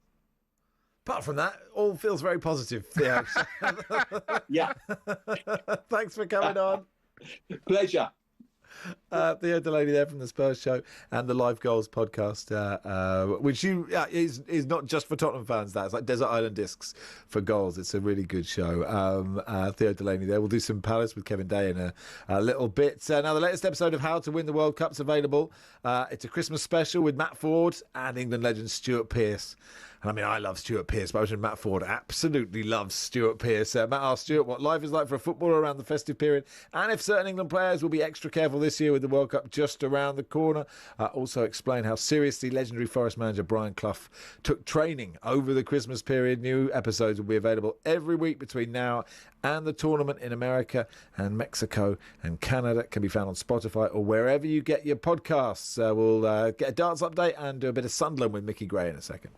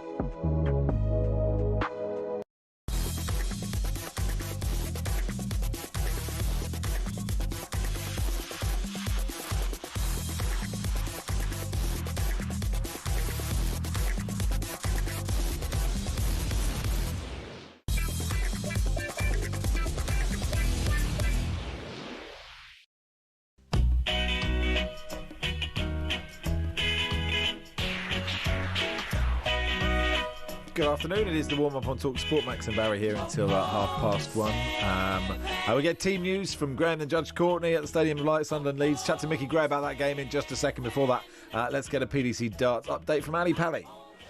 Yeah, good afternoon, guys. Day 15 of the PDC World Darts Championship. 6 more third-round ties, and we've got 4 former world champions in action tonight. Luke Humphries and Michael Van Gerwen continue their campaign here. But up this afternoon, Damon Heta, the Australian #1, takes on the former champion Rob Cross, and Gary Anderson, the Flying Scotsman, 2-time winner here. He takes on the Dutchman Jermaine Wattamina, who's won twice on tour this year. But the first game of the day sees Martin Schindler. He's backed by a big German following here. He takes on heavy metal Ryan Searle. Winner of that one will take on James Searle. They've literally just got underway. It's all live over on talkSPORT 2 and on the talkSPORT Darts YouTube channel, where Schindler takes on Searle. Good stuff. Hey, look, Mark, I thought we'd have a sponsors announcement, and then I would say, here's Mark Wilson. How are you, Mark? It's very, very rude of me just to throw a generic throw to you. So accept my apologies, and you have been listening to an update from Mark Wilson. Apologies, Mark. No worries, guys. Have a good day. Good stuff. Over on talkSPORT 2 there. Here is said announcement from the sponsors. PDC World Darts Championship update on talkSPORT with Village Hotels. Hit the bullseye this New Year's Eve. Party at one of our New Year's Eve events. 34 locations across the UK. Find out more at villagehotels.com. The show needs courtesy, Barry. Yes, doesn't it? You good manners cost nothing, Max, as Absolutely my mother right. So constantly reminds me. Yes. How is Mark Glendenning? She's very well, thank you. Loved her. Happy Christmas, Happy New Year to Mark Glendenning. Let's go to the Stadium of Light. Graham the Judge Courtney. Here comes the judge. Yeah. Is going to be watching for talkSPORT. Hey, Graham. Hi, I'm used to being anonymous, but there we go. Sunderland. Don't put yourself down here, Graham. Everyone knows you. 25 years. Send him down. What's the team news? Sunderland, 7th place, cracking achievement, and they've done it by having a really strong defence. Only conceded 17 this season. Only Arsenal have done better. Leeds, on the other hand, league goals, they've let in 31. But the big telling point, I think, could be the fact that they haven't got anybody going to AFCON, whereas Sunderland have got 6. And there's an important bit of team news for Sunderland fans, because Regis Lebris makes just a single change from the goalless draw at Brighton last weekend. Dan Ballard is injured, and I tell you what, he is a key player for Sunderland, and he's a key player on the centre of the defence as well. So Dennis Serkin will come in, and imagine he will switch out onto the wing. As for Leeds United, dead easy, Daniel Farke, no changes from their 4-1 win at home to Crystal Palace. I think this could be close. Sunderland against Leeds, Stadium of Light. I think you're right, Graham. Look, we're going to Sunderland with Mickey Gray, so just a bit on Leeds. And it's so great to see Dominic Calvert-Lewin scoring goals, isn't it? Oh, absolutely. And the way he's going at the moment, he's absolutely flying. He really is. And when it comes to his goal-scoring record, he can really rattle them in this afternoon. And if he does, he is going to come up with the most cracking record. If he manages to get 6 games in a row where he has scored, I think it's the first time in about 60-odd years that has happened. So he's on a roll at the moment, and he's so influential. And I think you can't really go any further than simply to say, as long as he keeps fit and as long as he keeps scoring, because his problem has been over the years of fitness, but if he stays fit, I think Leeds United, because of him, will make sure they stay in the Premier League. Are you saying the first time in 60 years that Leeds would have someone who'd scored 6 in a row? No. Or that Yes, first time in 60 years that Dominic Calvert-Lewin would score? In which case he's older than I thought he was. Enjoy the game, Graham. Good no stuff. problem. Thank Graham. you. Graham Courtney there at the Stadium Light. Let's talk to former Sunderland legend Mickey Gray. Hey, Mickey, you good? Max, I'm very good. Merry Christmas to you. I think it's Barry you're with, isn't it? Merry Christmas hi, to Mickey. You too. How are you doing? Yeah. But thanks for listening to the show so far, Mickey. Appreciate it. Now, my question is, Sunderland have so many players at AFCON. They're actually third favourites to win AFCON. But that is an issue now. It's going to be really interesting to see what happens. That's quite funny for you, Max. I like that one. Thank you. He has his moments, Mickey. Well, look, who knows? I think the main aim, Max, was to try and get as many points on the board as you possibly could until all the players did actually go to AFCON.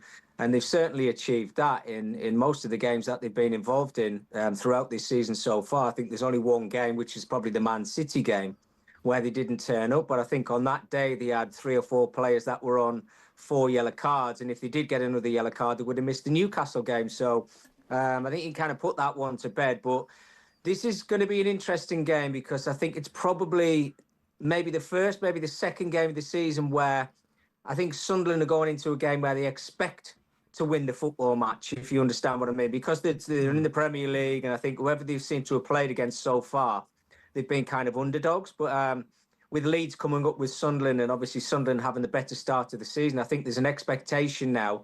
And I think it's ready for a really good game with the players that are missing. Dan Ballard, I've just seen, is not playing as well. So that's pretty huge for Sunderland. And Leeds, at the minute, are on the up, aren't they? Yeah. Mickey, it's weird talking about Sunderland, this newly promoted side, and there's not really anything, like we just had a discussion about Spurs, and Max was complaining about all the various shortcomings Spurs have, but there's nothing really wrong with what Sunderland are doing. The only thing I can pick out is they've only scored once in the last 3 games, and that goal was scored by a Newcastle player. Thank you, Nick Faltamada. Is that something you should be concerned about? I think at the end of the day, Barry, I think it's just about winning football matches and just going out there and doing the best you possibly can. I get the argument, and I get what you're saying. Everybody wants a centre forward who's going to get 20 goals a season, but they're few and far between, and they're very hard to find. And if they're not playing for a top 6 side, then it's very difficult to go out there and try and find these players. I think what Sunderland have done with the 14 new faces that they brought in and blended them in so quickly within a short period of time has just been absolutely sensational. It really has. If they can, have a look in January. If not, then I don't think they're going to worry about it too much, because I think they've got themselves in such a strong position in this first half of the season that they can worry about bringing in a striker in the summer who may be going to get you those 15, 20 goals a season. But I think you look at performances rather than an individual who's not getting the goals for you. But they've done really well. I mean, Brobby and Isidore are 2 really good players. So we'll just see what happens. Mickey, with all these players off at AFCON, I thought some of the guys who helped them win promotion might get a chance to step up. Luke O'Nien stupidly got himself sent off when they were 3-0 down against City, so that's ruled him out. He must be furious with that. Dan Neil, I thought he'd come in. He gave up the captaincy to Granit Xhaka, and he hasn't really got a look in this season. Are you surprised he isn't starting today? Yes and no, Barry, I have to say.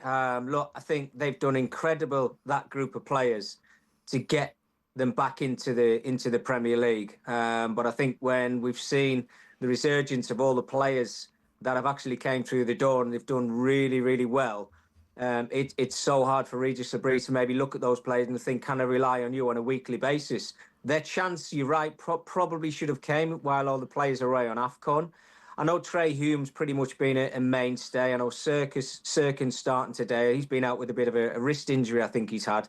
But it's up to them. It's down to the players, what they're doing in training, what are they showing the manager on a weekly basis to deserve that opportunity of playing first-team football. And if they're not showing that they're good enough to get into his starting 11, then you've got to be ruthless as a manager, which Regis Labrie has been.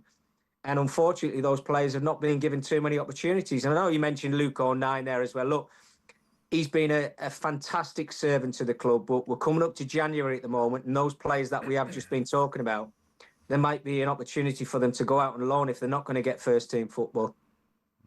At the moment, no one's really mentioning Labrie with, other jobs. So let me be the first to say to 2 Sunderland fans, he should be named in connection with other jobs because he's you want really to throw good. him into the Spurs mincer, do you? Leave him alone. No, I'm a Thomas Frank forever guy at the moment. But what I'm saying, Mickey, is it's incredible the work that he has done, and like the issue for a club of Sunderland's stature, right, is people will sniff about pretty quickly. Well, they do, Max, and I think everybody kind of looks around, and we're talking about clubs here who might be thinking about making a change at the top. You always look at a manager who's got a bit of momentum, who's doing a fantastic job. Look, I think 4 or 5 weeks ago, or maybe a little bit longer than that, everybody was talking about Iraola. Where's he going to go next after he leaves Bournemouth? But because they've been on such a torrid run, I think that speculation's kind of quietened a little bit. Probably from the outside, Max, if I'm honest with you, I think maybe they're looking at Regis Labrie and maybe thinking, right, well, let's see what he does in his second season in the Premier League. You know, he's obviously bedding himself in. He came into the Premier League, or he actually came to England, and nobody really knew too much about him. He was fighting a relegation fight in France the season before he actually came to Sunderland. So he surprised a lot of people, but I think you're right in saying that he has to come into the equation. He has to be mentioned if the top clubs, or I don't know, a top side club, if you like, maybe thinking about making that change. You have to bring him into that conversation, no doubt about it. All right, good stuff, Mickey. Enjoy the game. Thanks for coming on, pal. Thanks, fellas. Have a good day. Nice to see you there, Mickey Gray there. And yeah, we'll keep you posted on that game as well after us. Natalie Sawyer hosting today with Perry Groves. Yeah, Max and how many hours, Natalie? Oh, it's a big old poke. This one is 6.5 or... No, it's a 5-hour one. 1:30 to 6:30. 5 hours. Good for them, eh? We're not designed for that. We're high octane, impact, in bang, beer the bang. And of course, we do a 2-hour show. And this half hour is not as good as the previous 2. But look, we'll do our very best until Natalie and Perry pick up in just a second.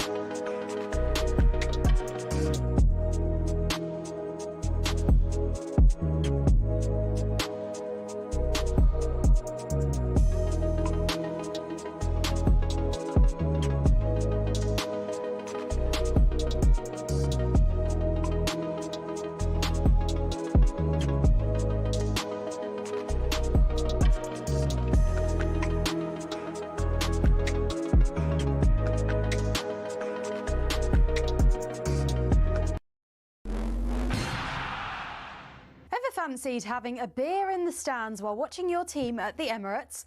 Well, this season you actually can, and not just there. You can do it at Anfield, Goodison Park, Stamford Bridge and Old Trafford too. But hold on, I hear you cry. Isn't drinking alcohol in the stands at Premier League games illegal? You're right, for the men's game it still is, but the Women's Super League is doing something different. And here's how we got there. Back in the 1980s, football had a serious image problem. The sport was plagued by violence, pitch invasions and beer-fuelled chaos. From fan riots at the 1980 Scottish Cup final to the Heysel disaster years later, things were unsafe and the consequences were disastrous. Then in 1985, Margaret Thatcher's government stepped in. They introduced the Sporting Events Control of Alcohol Act, banning alcohol in view of the pitch across England and Wales. Since then, many fans and clubs have called for the law to be relaxed, especially since other sports don't face the same restrictions. If you're popping down to watch the Red Roses roar at Twickenham, feel free to grab a pint on the way to your seat. Wandering down to Lord's to catch some boundary bashing? Fill your boots with G&Ts. But if you were hoping to cheers your club's promotion to the Premier League with a Prosecco in hand from pitchside, sorry, it'll have to be tea or Bovril. In 2021, it looked like things might finally change. The government commissioned the Crouch Report, a fan-led review into football governance. One recommendation was to allow League Two and National League clubs to lift the alcohol ban to boost matchday revenue. But nothing came of it. Authorities still weren't convinced that fans could be trusted. And then in January 2025, something did change. The Women's Championship, now called the WSL 2, launched a trial allowing fans to drink in the stands. The reasoning? Well, fans at women's matches tend to behave differently. Less aggression, more family-friendly vibes. Now, the women's game is raising the bar, literally. Select WSL and WSL2 stadiums are allowing fans to drink alcohol in view of the pitch. It's been a landmark move, showing growing trust in fans and recognising that women's football is building its own culture. So could the men's game be the next to leave the 1980s behind? Well, maybe, if fans can prove they can handle a pint without pitching it at someone. Yeah, don't hold your breath. Until then, it's Bovril all around. Cheers to that.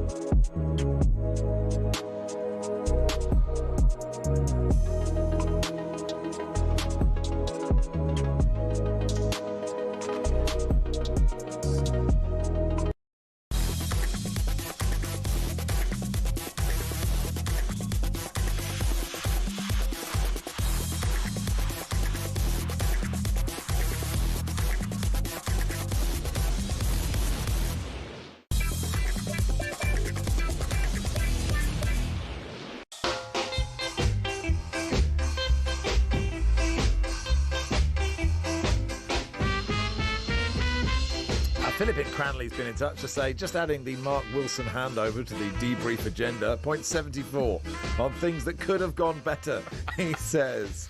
And Jill says, did Max just use the word high octane to describe this show? I've fallen asleep twice on the sofa. Love the show. Thank you, Jill.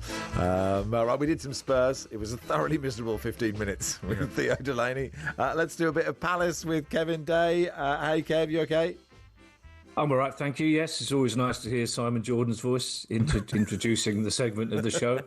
I shall forever think of Barry as your little friend now. But if Barry's in the Simon Jordan doesn't like club, then Barry and I are getting on better than I thought we ever have done. So that's fantastic to know we've got that in common. I say I'm all right. I've learnt in the last 4 weeks that I'm all right is bloke talk for I'm in quite a bit of pain and it hurts to think. But otherwise, fantastic. Yeah, no, it's lovely to see you. And you obviously had an accident. And I didn't know if you wanted to talk about it or not, but you know, how are you getting on, Kev? It's all I want to talk about. I've nothing this exciting's ever happened to me. So I'm all right. I'm fine, thank you. I'm in less pain. The men listening to this get ready to wince because having a catheter out is the most painful thing I've ever done in my life. To the extent that one of the nurses told me that if she'd had a bad day at work, she patrolled the hospital looking for men who needed catheters out just to cheer herself up. It made her feel better about life. But no, I'm fine. I'm fine. I've been overwhelmed with good wishes from people, and it's lovely to be doing this. I checked with my consultant because it does hurt to laugh. He said, if Barry's on the show, you should be fine. Hey! Now, my understanding, Kevin, is that you threw yourself down some stairs because you would rather suffer grievous injury than watch me pick up an award at an awards ceremony in a category for which you were also nominated but failed to win again. That did make me laugh, Barry, I have to say. First of all, it was over the stairs, not down the stairs. Okay. Down the stairs would have been better, apparently, because I would have broken my fall over the stairs. But I thought it was lovely that you sent me... You were one of the first people to send me a message, Barry, which is very much appreciated. Okay. Except that you couched it in exactly those terms. Yeah. That you did that rather than watch you beat me again in an award ceremony, I decided to do something painful to myself, which did cheer me up. So yeah, it does. I was going to say it puts football in perspective a little bit, but it does it? No, not really, not at all, not at all. Yeah, go on. Sorry, guys, can you get along to the game? I'm not quite Selhurst ready. It's look, in the half weight where I see it's hard enough to get in there when you're able-bodied, let alone when you're struggling, to be perfectly honest. I'm not quite Selhurst ready, but Ali has promised me that if I'm a good boy, then for the next home game, they're going to take me to the door of the pub and let me sniff the air in the pub. That's nice. But I'm not let you actually go in. Not let me actually go in, but it's a rather bizarre experience, I have to say, in hospital. Listening to Palace games on morphine is very odd. Trying to watch the Ashes. Better or worse? Worse, but trying to watch the Ashes when it's a pink ball day-night game and you don't know where you are in morphine. It was just the most bizarre experience. Are you on morphine right now? I wish I was, Barry, but it's as most of your listeners. I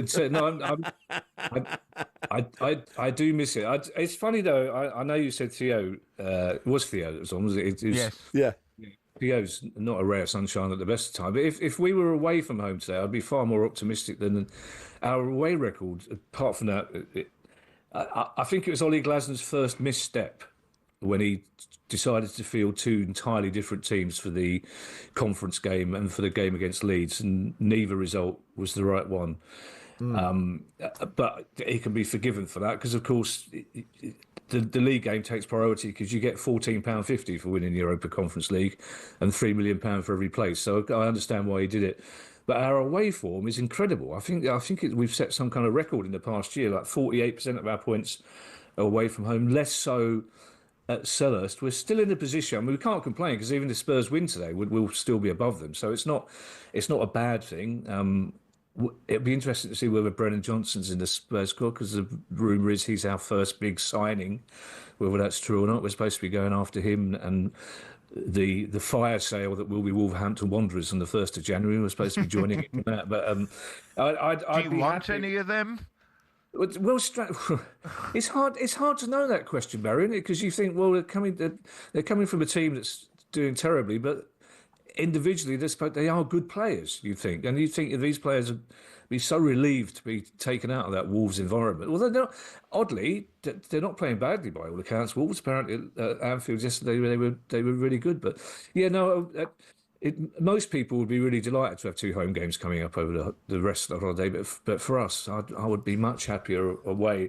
And I don't know if it's just down to the way we play that we tend to sit back and we prefer to hit teams on the break. But it's an interesting one. So I don't know any Tottenham fan who's happy, and I have to say I predicted at the start of the season that the Tottenham story was probably going to be the most interesting one, because I didn't think Frank was necessarily the right man. And also, you know what Tottenham fans are like. Their sense of entitlement. Yes. Why they have... Speaking as one. Yeah, I know. I don't know what it is. This incredible sense of... Cambridge fans are the same, this sense of entitlement. So when you support both of them... But Tottenham... And of course, they didn't... It didn't work out when Nuno went there because they didn't think Nuno was a big enough name for them. And it's the same with Thomas Frank. The amount of Tottenham fans I know who go, why are we getting Brentford's manager? He was always going to be... even though he didn't have to do much to beat last year's record in the league, but I think there's always a strange... Tottenham fans, it seems to me, have always been waiting for him to step out of line, and they haven't been that brilliant to watch, have they? But they're still... They've got some cracking players. I mean, it should be an interesting day. Our squad's too small, and that's part of the problem. We're missing Munoz, Kamada and so on. Yeah. Ollie, it's like Ollie's very public about how he doesn't rate a lot of the players, which doesn't fill you with glee. But yeah, well, I mean, whatever happens, we've had the best year we've ever had as a Palace fan, so we can't complain. I've got a good stat for you, Kev. I don't know, you may well be aware of this, but Palace have won their final game of the calendar year in each of the past 4 years. Ooh, so that's not bad. That's enough to be a sample, isn't it? 4. Yeah, so... not bad. If you win I was expecting today, a more interesting stat. I think it's an interesting stat. It's not bad. It's sort of in between. 2 wouldn't have been very good. 16 The idea they sort of say is, would you run into the pub if you were allowed in, Kev, and announce this news? Would you go up to the bar and say, you never believe this? Crystal Palace have won the last calendar year game 4 in a row. I think you might get a shrug. If you'd said that to Barry, he would shrug. That's what I'm saying. No, there'd be no point in me doing it in the pub because all the 25-year-olds would just hold their phone up and go, yeah, we knew that. we were aware of that. I think, no, Barry. I mean, Barry's childhood love, Sunderland, having a cracking season. So I don't know. I don't vis-a-vis. I'm not sure the Palace players will be sitting in the dressing room while Ollie pounds the walls with his fist and going, we have to make it 5. We've got to make it 5 at the last game of the seasons in a row. There'll be a TIFO. 5. There'll be a TIFO calendar year. Okay, I've got a Brighton stat, so, Palace hate Brighton. Max, Fine, okay, here we go. I want you to judge whether my Brighton stat is more or less interesting than my Palace stat. God, I hope it's more. Under Fabian Hurtzler, Brighton have played 11 matches in the month of December and never won any of them. More or less interesting than my Palace. More interesting. Okay. I would Wow. What, December? Carry on. December just gone, or? No, he's been manager for the month of December twice. So this is his second season. So they played 11 games in December under Hurtzler, last December, this December, and they haven't won any of them. Wow. My attention span's not brilliant since the accident. Yeah, you need better drugs. I do recall one of your callers taking you to task for you saying it had been a powerhouse dynamic show so far. That stat is high octane, I think was the word. I like the idea that if you turn the radio on for this show, you do get a little vial of morphine that comes out to accompany you to get you through the broadcast. You're both such nice people. I like to think that at your production meeting this morning, you would have said, "Look, he's not been well. It's his first time back on the radio. Let's ease him in gently with a nice, quiet." Don't throw any brilliant stats at him. He can't cope with brilliant stats. Kevin's now really sad he can't go to the pub and share those stats, pass them off as his own. He also presupposes that the production meeting goes past and Kev's on at 1.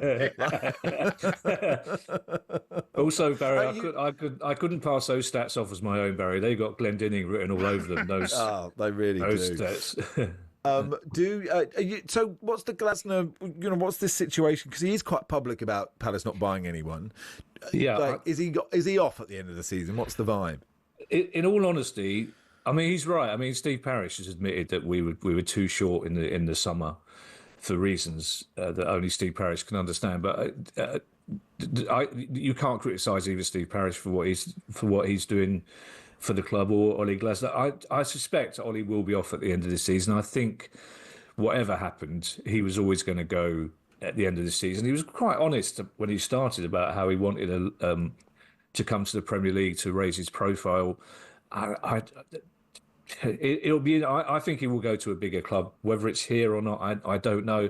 The only thing that the biggest of clubs might hold against him is that he deliberately is tactically inflexible. He has a way of playing and he doesn't like changing that. So there are bigger clubs maybe here and abroad that would be wary of him. But I think his profile is so high. It's so good what he's done with a club at our level. I'd be fairly amazed if he is with us at the end of the season. And we finally, Palace fans are always arguing, when we get this new stand, whatever decade it is, we'll need a statue. So we're the only club in the Premier League that hasn't got a statue. And I know Ian Wright will be furious if it's not him.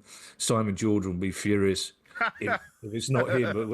But there isn't enough orange spray paint in South London to do a statue of Simon Jordan, to be perfectly honest. So Ollie Glasner will be our statue, possibly of him slipping up on the. He needs better trainers. He can't keep his feet whenever we score. He's always half sliding, and then he gets up and makes a joke about being an Austrian and therefore good at skiing. But he'll be in a statue. I mean, he's brought the best 18 months any of us can ever remember to Palace, to be perfectly honest. So wherever he goes, unless it's to Brighton, he'll go with Palace fans' love and admiration forever, basically.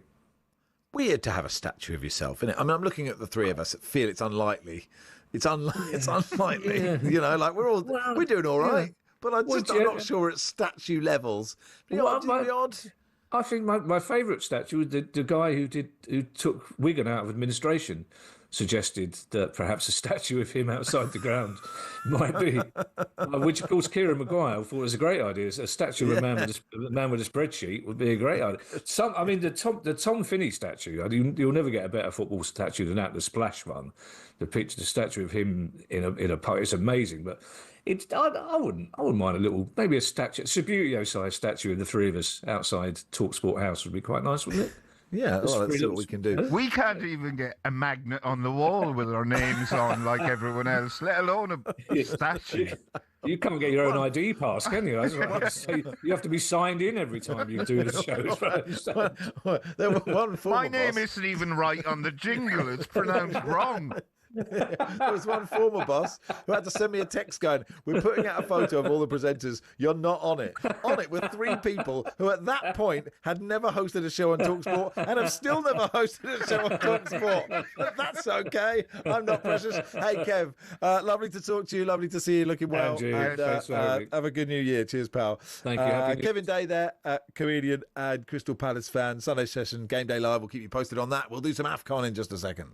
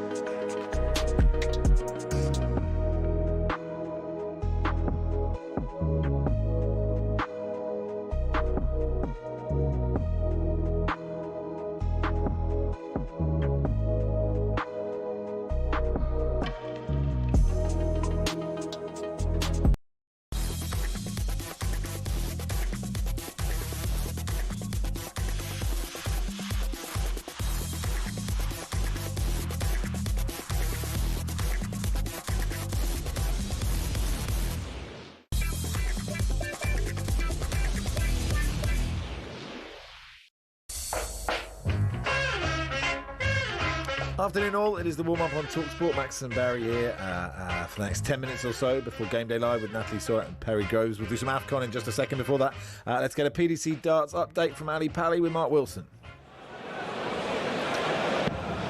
Hi guys, Martin Schindler, the German #1, is on the back foot here. Ryan Searle, known as Heavy Metal, he's playing some heavy metal darts. He lost the opening leg, Searle, missed 6 darts at a double. Since then, he's hit 10 of 15. He's absolutely thrashing the German here by 3 sets to 0. It's a race to 4. He's also 1-0 up in the 4th set as well. So Searle leading over on talkSPORT 2 by 3 sets to 0. Winner of this one will take on James Hurrell. Schindler 0, Searle 3. PDC World Darts Championship update on talkSPORT with Village Hotels. Hit the bullseye this New Year's Eve. Party at one of our New Year's Eve events. 34 locations across the UK. Find out more at villagehotels.com. All right, let's talk to our AFCON expert, African sports journalist Gary L. Smith. Gary, how are you? Doing well, thank you, mate. How are you? And Merry Christmas to you and yours. Yeah, Merry Christmas, Happy New Year. It's quite hard, I think, for a lot of listeners in the UK to follow AFCON so closely because it's happening when the Premier League is happening. So sort of as a general vibe, how do you feel this tournament has kicked off? Well, I mean, Morocco are giving us one of the best tournaments from an infrastructure point of view. The television coverage, as you may have seen, because I know that Channel 4 have all the games and they've been having a proper coverage. Thank you, Channel 4, for the UK audience, and it's been good. You can see the stadiums are world class. It's been raining throughout, almost except the last 2 days in Morocco, but there has been no flooding, no puddles, no nothing, because it's been top of the range drainage facilities and all that. So that's been great. The football, thankfully, has followed the infrastructure, because it means that the players, most of whom are based in Europe, are able to play with the ball on the ground.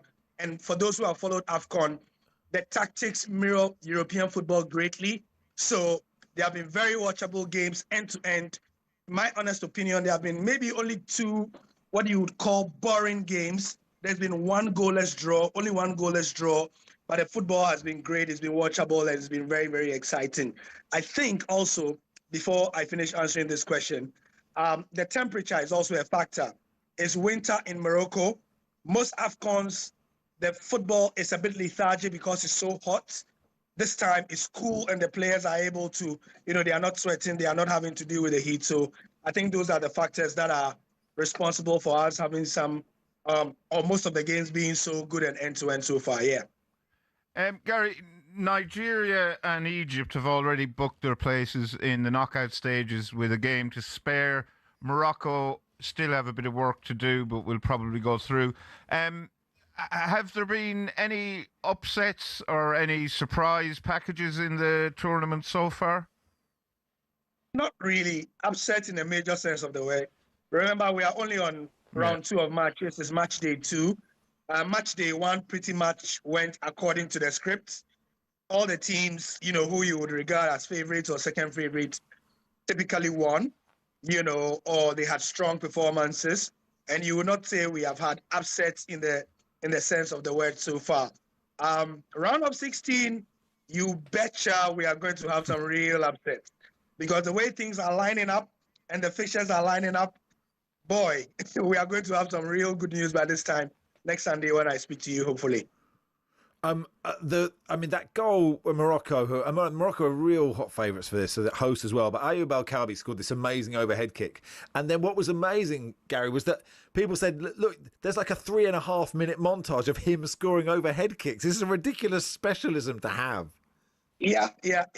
So for those who have followed African football, so he's your very typical, he's come from the leagues, and so people know him from the leagues. Literally started from the bottom, from the Moroccan league. And if you watch those compilations, some of the overhead kicks come from when he was in the Moroccan league. Yeah. He was in the local Moroccan national team before he came to the senior team. So he played in the tournaments that they call the CHAN, the Championship of African Nations. That is only for African-based players. He had a couple of those overhead kicks from there. Then he went to before he even went to his current team in Olympiacos, and then obviously before he played for the senior team as well. So he is somebody whose story is really, really good. Ayoub El Khabi, Morocco's number 9, yeah. Gary, I have a question for you. Morocco, as Max says, are half favourites, and it's their tournament, but they're not playing in Casablanca, which is the hotbed of Moroccan football, as far as I know. Do you know why that is? That's a very interesting question, which brings to mind something that even locals have been complaining about. In every country, there is the stadium that is absolutely rocking when national team games come, no matter what it is. Yeah. And then there's the city with the probably nicer stadium, but that's a bit too cosmopolitan and well-behaved. So Casablanca is where you are going to have the raucous whatever stadium. Rabat has the most beautiful stadia and probably, some of the most bougie stadia, and they have to play there because Rabat is the capital of Morocco, not Casablanca, by the way. So, but Casablanca is where the best fans are. It's where it's where So in Nigeria, Lagos used to be the capital. Abuja is now the capital of the country. So, you know, you have a very okay stadium there, but when they have to play certain kind of matches. But if you want the real flavor, it's in Lagos. It's the commercial capital. In Ghana, where I am, Accra is the capital, but Kumasi is, if we really want to beat you and we really need to cause, you know, you problems, we take you to the cultural heartbeat, which is inland, which is in Kumasi.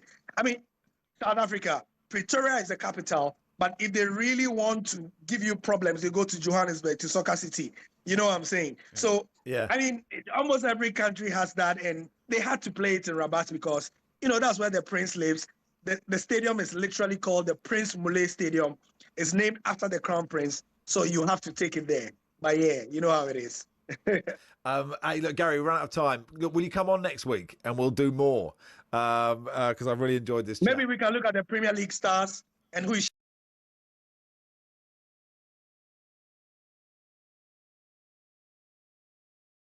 He's really struggling. You know, he's like the lone star in the team. Mo Salah is dragging Egypt through it. He scored the 2 winners Egypt have needed. You know, and a couple of other Premier League stars who are showing themselves approved. The tournament big boys are showing up. Osimhen is doing the business with Nigeria as well. So yeah, it's a tournament where the big boys are showing themselves accountable and they are doing the business. So next week, I'm going to have more news for you guys. Good stuff. And former Cambridge United legend Uche Ikpeazu scoring a diving header for Uganda. Very excited to see that. Thank you, Gary. Appreciate your time. Thank you, Barry. There's a striker from the 8th tier of English football playing as well. The 8th tier as the first choice striker for Zimbabwe. Mental. Oh, yes. That's so. Yes. No. Look, we'll talk about it all next week. We got to go. Cheers, Barry. Thank you, Gary. Natalie Sawyer, Perry Groves are next.